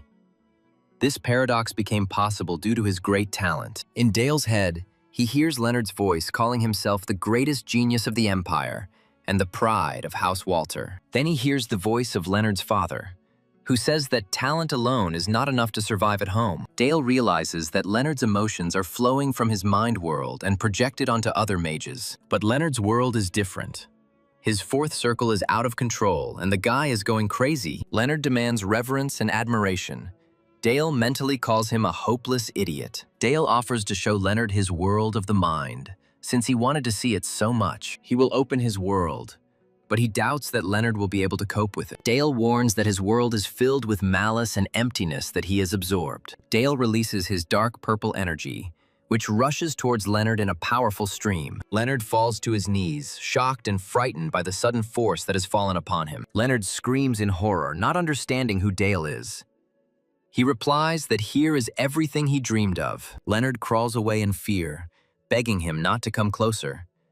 Dale asks if he was jealous of his talent. A dark figure looms over Leonard, asking why he runs away from the responsibility that comes with talent. The figure says that Leonard is not ready to pay the price, and he can only sob in horror. In reality, a defeated Leonard lies on the floor and mumbles apologies. Dale says that they are just in time. Dale orders Leonard to be taken to the hospital. The students and teacher are shocked by what they see. Leonard is led away, clutching his head and continuing to whisper that he is very sorry. Thus ended the incident with the raging mana at the academy. Dale stands calmly with a sword in his hand. Leonard was expelled for personal reasons, and rumors began to circulate among the students that he had gone crazy. Meanwhile, the head of the house, Walter, clenches his fist in rage, not believing what has happened to his great family. He curses Dale, the little brat from the cursed house. Leonard lies at his feet, mumbling apologies. Count Walter, the tower's elder, looks coldly at his son and says he has no excuses. The master of the Red Tower grins and says he understands their disappointment, while Count Walter panises and pronounces his title. He sympathetically remarks that Count Walter's heart must be broken by his defeat at the hands of young Leonard. The Tower Master smiles knowingly as Count Walter apologizes and calls Leonard a weakling. The Count declares that he has no claims against the eldest son of the House of Saxe, and the Master of the Tower asks again with doubt. With a sly smile, he offers the Count his help in carrying out his plan of revenge. In the Academy's lecture hall, students notice that their professor is late today. The students discuss Leonard's expulsion, and Dale reflects that his opponent was stronger than he thought. Suddenly, the Master of the Red Tower enters the auditorium and greets everyone gathered. He announces that he will teach the lesson today instead of their usual professor. Dale recognizes him as Yuri's and tries to understand what he had in mind by coming here. Juris begins his lecture by mentioning an unpleasant incident in which Leonard Walter outdid himself. He reminds the students that many of them had previously trembled and bowed their heads before this student. And now these same people are happily gossiping about Leonard's departure from the academy. He asks with shining eyes how such a talentless scum could confuse their minds. One of the students is nervous, and Juris calls for an end to the talk about mediocrity. Juris announces that he will give them a history lesson, which attracts Dale's attention. He begins the story of the war to unify the empire, which took many lives in the name of a great goal. At that time, the Black and Red Towers created an unofficial division for scientific research. Dale is shocked when Juris refers to the unit as the Black and Red Enforcers. Juris grins and explains that under the guise of good intentions, they conducted experiments on prisoners of war. He describes brutal experiments in which people were buried alive and their torn bodies were sewn together. The students are horrified when Juris declares that ethics on the battlefield is an unaffordable luxury. The students cannot believe that such a unit exists, and Juris notices their unexpected reaction. He encourages them to be proud of the wisdom of their ancestors as they strive to become mages of the Red Tower. Juris turns to Dale, asking if his conscience is bothering him like the others. He asks Dale directly whether he would choose wisdom over morality. Juris recalls the Dark Duke, who, bound by morality, turned away from wisdom. Dale remembers how his father dispersed the security forces, and all records of them disappeared into oblivion. But Juris is sure that deep down, Dale is not like that, because he saw in his achievements the true face of darkness. With a devilish grin, he declares that, compared to the local scum, the true devil slumbers in Dale. He prophesies that one day Dale will stand at the top of the Black Magic Tower and rule over it. Juris extends his hand and invites Dale to gain greater wisdom and power with him. Dale realizes that he is being called upon to rebuild the Black and Red Enforcers using his talent. Dale stands up and, appreciating the offer, politely reminds them that there is a certain order. He says that his father is still full of strength, but Juris advises not to worry about it. Suddenly, there is a snap of fingers and an invisible force throws Dale back. Dale finds himself in a snowy world and at first thinks it's snow, but then realizes he was wrong. He looks at his palm and realizes with horror that the particles falling from the sky are ash. Looking around, he sees the ruins of modern buildings and guesses what kind of place this is. The memory of the man in the hat flashes, and Dale clenches his fist, because he will never forget this landscape. Dale, standing in the middle of the ruins, says that this world is truly amazing and majestic. The red-haired mage replies that only Dale is allowed to set foot here, and the other students will never see it. He explains that steel dragons fly in the sky, spewing fire whose power he cannot match. The steel dragon drops a bomb that flies rapidly downwards. A powerful explosion is heard in the distance, and a fireball rises into the sky. The red-haired one calls with delight to see the great empire of fire and steel, conquering even the titans. Dale realizes that this is the higher power, and asks if they called the hero for this wisdom. The magician recalls that the hero was a useful soldier, but was unable to grasp the wisdom of this empire with his mind. Dale grins, thinking that his interlocutor doesn't understand anything, because he himself is the embodiment of this wisdom. The red-haired mage says that this is why he brought Dale to this place. Dale asks if he is seeking absolute power through the Black-Red Alliance and is told that he is. He asks Dale to think about his proposal because time is the most valuable resource. The red-haired man suggests going back and snaps his fingers. He suddenly mentions that Walter Flameblood seems to be very angry with Dale. This is the man whose son Dale killed, and he too was once a commander of the Black-Red Enforcers. He says Dale is free to leave, even if refusal will lead to conflict with Walter's house. But if Dale helps eliminate Walter, he will receive a worthy reward. The magician smiles cheerfully and says that it is time to wrap up their lecture. He snaps his fingers again and they are instantly back in the lecture hall. The red-haired man leaves and Dale looks after him resolutely, knowing that he won't have to think long about the answer. That same night, at the Dark Duke's estate on the outskirts of the imperial capital, Dale sits on the bed, surrounded by a dark aura,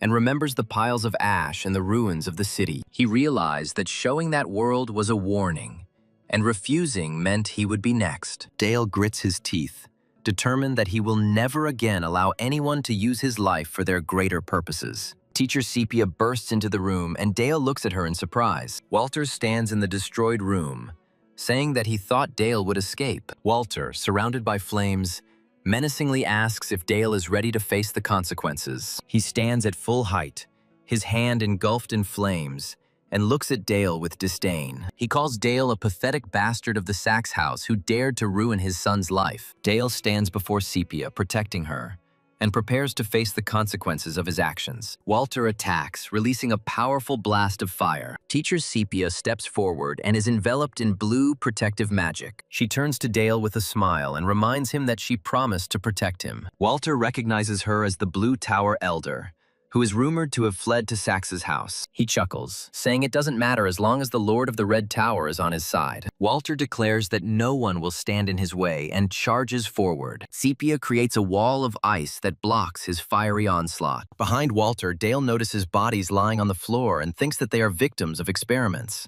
One of the captives, chained, begs to be killed to end his suffering. Walter asks Dale if he knows why he is called Flame Blood. Walter asks with a grin what will happen to the body if the blood is brought to a boil. He says that countless lives had to be sacrificed to create the perfect formula for flame magic. Walter declares that other people's sacrifices drive progress, while behind him a man writhes in the fire. He calls it a law of nature. But the blue-haired elf coldly replies that she heard him. She sees him as nothing but scum, undeserving of mercy. But Walter denies this. He believes that magicians must build a tower of wisdom, testing and proving theories at any cost. Walter screams that the Blue Tower mages will never understand their ideas for the greater good. The elf looks at him with disdain and says that he is worse than a beast, preparing to attack. She yells at Dale to move away, but he firmly replies that he can't. Dale remembers the screams of the victims begging for death and realizes he cannot stand by. Pictures of the past are still in his head, and he cannot forget his hatred for the Red Tower. With determination in his eyes, he swears that he will not allow anyone to use other people's lives for greater purposes. Dale declares that he is not ready to forgive, which only causes Walter to ridicule him. Walter says dismissively that a drop of talent went to Dale's head. He screams that only blood matters and directs his puppet victims at Dale. The elf uses the freeze spell to stop the people running towards them. Walter chuckles, saying it's not enough to stop his bleeding. He snaps his fingers and the frozen bodies begin to crack under the influence of his magic. Frozen victims explode into bloody shreds, flying in all directions. The elf casts a dissonance spell and creates a magical web. She warns Dale to be careful as he prepares to attack, surrounded by a dark aura. Dale grins maliciously, thinking that he has such an outstanding teacher behind him. He asks what more could he want and creates a shadow portal under his feet. Dale dives into the shadows and rushes towards Walter, remaining invisible. Walter panics and orders his slaves to protect him from a surprise attack. Dale uses the Shadow Stalker skill to quickly deal with the puppets. He deflects the fire attack with his shadow sword. An enraged Walter screams at how the pathetic brat dares to oppose him and creates fireballs. He shouts, "Burn to ashes!" and launches a stream of fiery projectiles at Dale. The elf says the word flash, preparing her spell. Dale dodges an attack from a puppet that suddenly appears in front of him. He deftly cuts down his opponents with his shadow blade, continuing to move. Walter calls him a fool and says the flames will consume him, creating more blood clots. Suddenly, the blood clots are trapped in ice cubes thanks to the isolation spell. The elf states that this is the perfect cover, and his attacks will no longer work. Walter watches in disbelief as shadow spikes emerge from the ground. He struggles to fight off the shadows that attack him from all sides. Dale asks with a grin if that's all he can do and where his vaunted formula is. Walter, in a rage, screams at them not to make fun of him and grabs the artifact on his hand. He reminds him that Dale is just a third circle brat and releases a powerful stream of red energy. In a rage, Walter shouts that the brainless brat will not leave here alive. Walter screams, clutching his chest as he is enveloped in increasingly powerful red energy. Dale notes that this is the Elder of the Red Magic Tower, and his mana output is simply incredible. Dale yells, "Not so fast," and swings his dark sword at Walter. He delivers a powerful slash from top to bottom, leaving a purple trail behind his sword. Walter stops the sword strike with his hand, which is engulfed in red flames. With his eyes burning, Walter shouts, "Take it!" and prepares a counterattack. Dale is thrown back and lets out a groan of pain, and Sepia screams his name in alarm. Walter laughs maniacally, urging Dale to continue fighting him. He declares that he hasn't even begun to avenge his son yet, and creates fireballs. Fireballs fly towards Dale, exploding around him and forcing him to dodge. Dale tries to defend himself with a blue barrier, but the explosions push him and Sepia back. Sepia, holding his hand, admits that a sixth circle magician going all in is very dangerous. Sepia creates a shield, but Walter only insults her, calling her a pathetic elf. Walter screams that this brat has defiled the honor of Walter's house, and she will not understand it. He furiously promises to burn them to the ground and gathers a huge clot of fiery energy. Sepia shouts that he, who justified atrocities by war, should not talk about honor.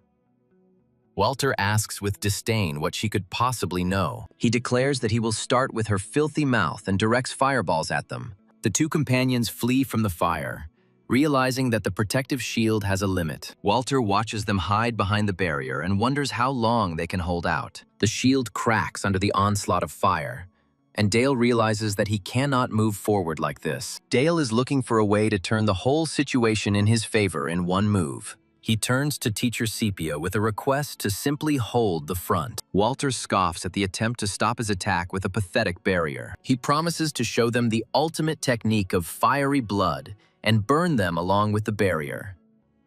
Walter launches a huge fireball using the incinerate spell. Dale decides to use all his power, and a demonic entity appears behind him. His sword, shrouded in dark energy, transforms into a large rifle. He decides to remember his fighting instincts, and an image from the past appears before him. Dale fires the shadow rifle, releasing a powerful blast of dark energy. A dark beam pierces Walter's fireball, tearing it apart. Walter is shocked and can't believe his incinerate has been stopped. A beam of dark energy hits Walter directly and knocks him back. There is a huge hole in Walter's chest, and blood is spurting from his mouth. Walter falls to his knees, coughing up blood as he acknowledges Dale's strength. But he warns that this is not a victory, and Walter will have to pay for desecrating the house. Dale asks with a crazy smile why he screams while creating dark swords. He reminds Walter of his words about progress being built on blood and stabs him in the arm. Dale smiles maliciously and says that Walter's blood will turn the wheel of history. Walter, bleeding, asks Dale if he is not happy and asks him to just kill him. Dale coldly replies no and, grabbing Walter by the hair, promises to rip out his limbs one by one. With a mad smile, Dale promises to give Walter a slow, painful death in agony for every person. Dale's hand turns into dark blades and pierces Walter, who screams in unbearable pain. Walter was just a pawn of the Lord of the Red Tower, and did not realize until the very end that he was being manipulated. Dale says the name of the Black-Red Squad, and the elf standing behind him freezes in shock. The surprised elf, teacher Sepia, asks Dale how he knows this name. Sepia explains that Lord Juris came to the academy today, and Dale listens to her in surprise. He ordered the extermination of everyone who knew about the detachment, because this was an inconvenient truth for the Empire. Sepia considers Juris dangerous and cunning, and Dale agrees with her, seeing his ghostly image. Dale turns to the elf and gratefully thanks her for protecting him. Sepia says that when his world opened up to her, she saw only a horizon of loneliness and emptiness. Looking at the empty horizon, Dale realizes that she too wanders along it in eternal loneliness. Dale hugs the teacher, confesses his feelings, and asks her to wait a little. Sepia is shocked. He kisses the embarrassed Sepia on the cheek, causing her to freeze in complete amazement. Dale promises to wait until he becomes a man worthy of her. Sepia is still in a stupor. Sepia sheepishly agrees, and Dale says with a sly smile, "Or maybe." Sepia yells at him to be quiet and shakes him, Dale noting her powerful defensive skills. The knights see a huge barrier and are ordered to cordon off the perimeter and prepare for an attack. The mind worlds of high-ranking mages serve as barriers, and it is almost impossible to break through. The Sax knights who arrived at the scene could only hope that young Master Dale was all right. The barrier collapses, and the captain orders the knights to hold their formation and not let anyone through. Dale and Sepia emerge from behind the collapsed barrier, and the captain calls their names with relief. Dale says he's fine and asks about the knights. The captain replies that there were no deaths. The captain apologizes for not being able to protect him from the Red Tower Elder's attack. Dale thinks that an attack on the heir to black magic could shake the entire empire. The captain muses that without Sepia's help, they wouldn't have stood a chance against an Elder-class mage. The captain is glad that the knights were not harmed, but Dale asks him to keep the day's events a secret. Dale states that he wants to try something himself, which makes the captain uneasy. He threatens that the rumors will damage the knights' reputation and orders them to wait for his instructions. The captain conveys the order of the eldest son of the Sax family, and the knights accept it. Dale remembers the image of Earth and doesn't understand how it could have ended up in another person's mind. Dale is horrified to think that Juris really knows who he really is. He shakes his head, telling himself that it's impossible.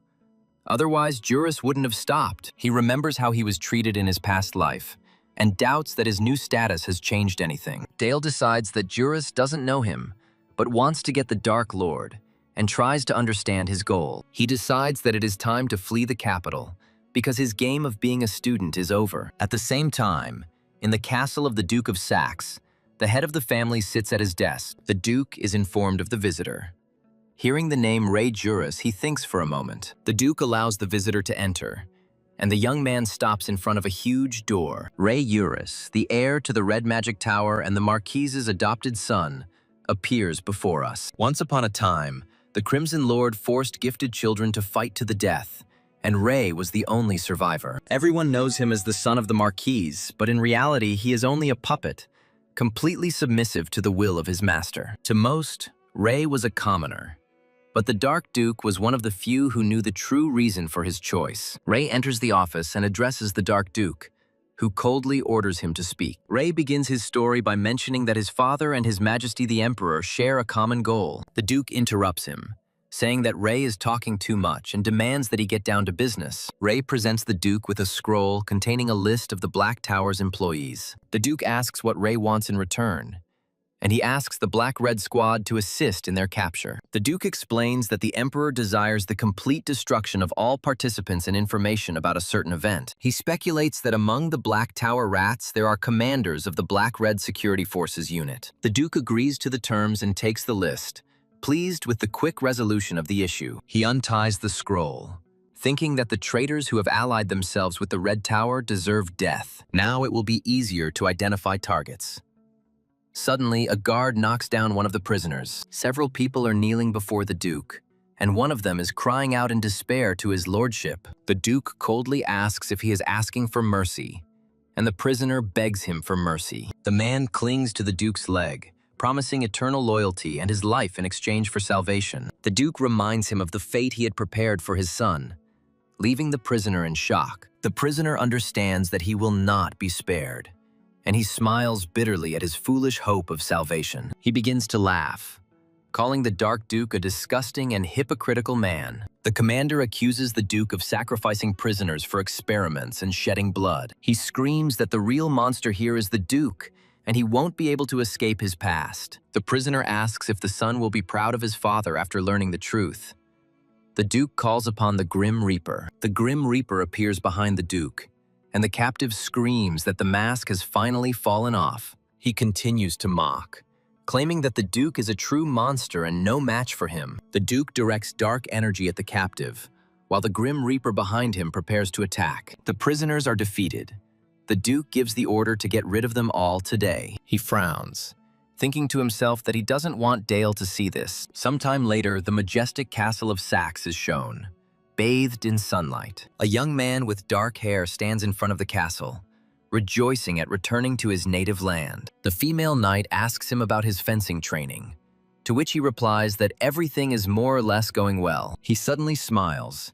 The embarrassed girl asks about the reason, but he replies that it's just because. The guy says he's glad to see her again, which makes the girl blush and get even angrier. He asks what's wrong, but she turns away and shyly shouts that nothing is wrong. The girl quietly calls him a fool, but he hears it and asks again in surprise. She shouts that he is a fool.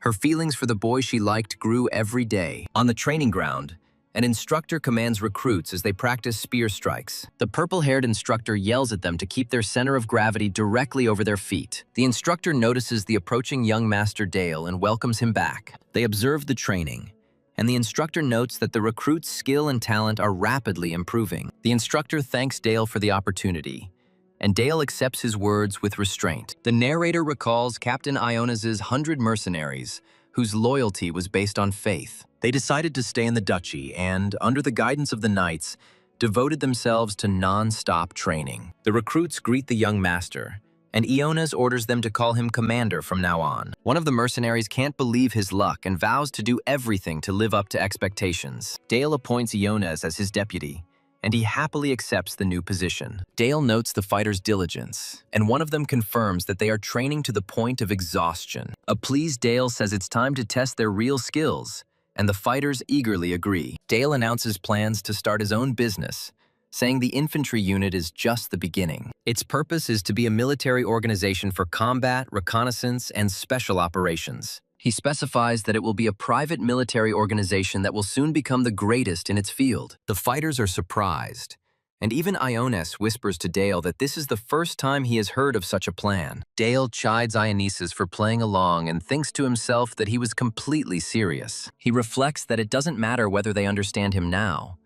The main thing is that they follow his orders. He ponders a name for his organization, considering options like Black Shield or Shadow. An unfamiliar blonde youth approaches Dale. Noting his early return from the capital, the young man introduces himself as Ray, the eldest son of Marquis Juris, and Dale is shocked by the news. Dale remembers that Ray is the adopted son of the Crimson Lord and the heir to the Magic Tower. Dale greets him politely, but Ray coldly asks if he has any business. Ray addresses Dale by his full name and asks him for one lesson. He calls Dale the genius of the Empire and offers to fight him in a magical duel. Ray smirks and suddenly releases a powerful stream of red magical energy. He is enveloped in an intense heat, and his mana is described as the purest red fire from the abyss. Dale understands that an ordinary second circle mage is not capable of releasing such a huge amount of mana. Ray guesses that Dale knows about his artifact and says that he has one too. With a creepy smile, he confirms that for him it is a humble artifact. He remembers being hungry as a child and initially eating rats and insects to survive. He then moved on to humans, eating their flesh, organs, and even bone marrow. Dale listens in shock as Ray admits that he ultimately couldn't resist and ate the whole thing. His artifact, the dragon's jaw, manifests, and he calls humans delicious and nutritious. Dale thinks that this artifact gives terrifying power and compares it to his grimoire. Dale grins, realizing that he is facing the Crimson Lord's monster.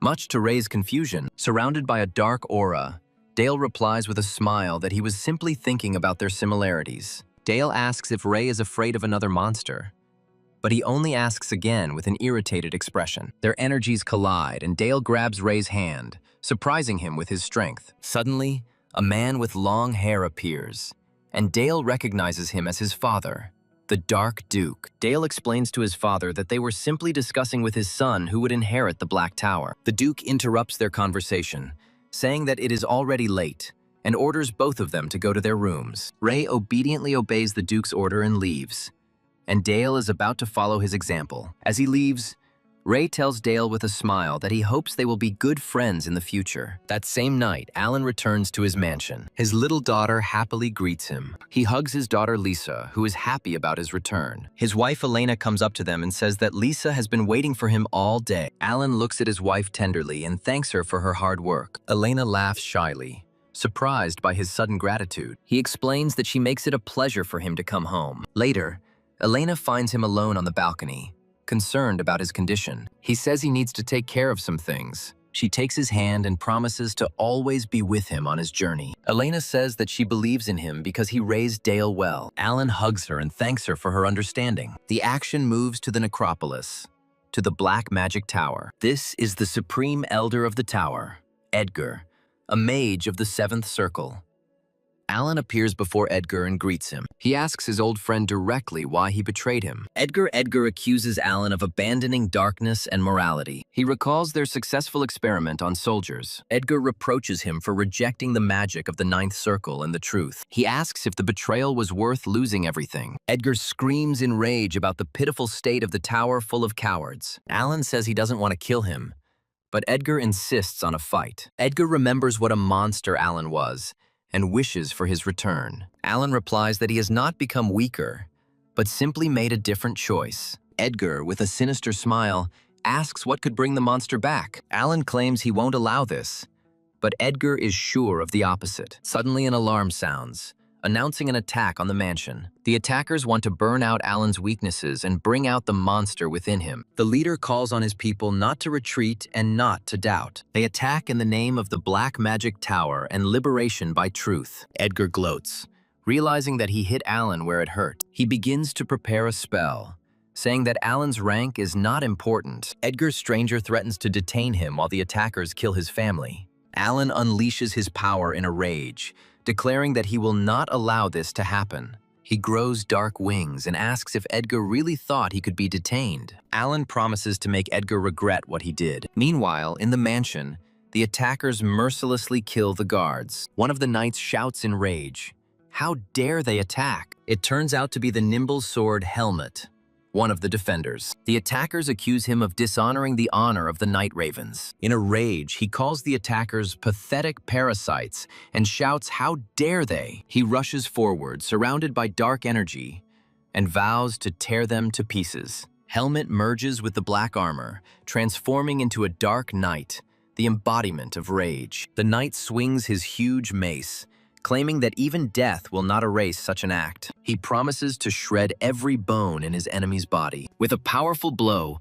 he throws aside several armored opponents at once. One of the attackers, in horror, recognizes him as the Dark Duke's mad dog. The Dark Knights try to restrain him, aiming at his legs to make him jump less. A powerful explosion occurs in the center of the fight, throwing everyone back. Meanwhile, a group of hooded men successfully penetrates the castle. The leader orders that the Duchess and the young lady be found and dealt with first. Their path is blocked by a young man who says that they cannot go any further. The attackers recognize him as the Duke's deputy, Eris's chief secretary. The group's leader chides Eris, asking if he has forgotten the true spirit of darkness. Eris contemptuously calls him a pathetic old man of the Sixth Circle, judging the power of the ruler. The old man replies that a wolf in sheep's clothing does not cease to be a wolf. Eris smiles evilly, saying that demonic wings will never become angelic. He unleashes his power using the Event Horizon's ultimate annihilation spell. The attackers realize in horror that they are facing a Seventh Circle Dark Mage. Dark energy thickens and falls upon the frightened hooded mages. Eris commands the darkness to consume them, and they scream in pain and horror. He straightens his tie and says with disgust that he finds this nickname disgusting. Elsewhere, a blue-haired girl casts the Blue Dissonance spell. Her opponent, a white-haired mage, unleashes his dark magic in a rage. The blue-haired elf smiles calmly and advises him to maintain his composure. He shouts that she is standing in the way of the Black Magic Tower's revival. The magician promises to torture her again and again until she begins to beg for mercy. At this time, a boy with brown hair runs down the corridor, calling for his mother and Lisa. He is stopped by a blonde boy with red eyes, Ray Uris. The boy asks if Ray wants to stop him, but he is surprised by such a question. Ray says that the elders of the Black Tower have split up to infiltrate the castle. He explains that Sir Helmet is holding back the main forces, but others will try to break through. The boy thanks him and says that he must go to protect someone. Ray watches him go and confirms that they are friends after all. Suddenly, 3 hooded elders appear in front of him. Ray smiles ominously, showing sharp teeth,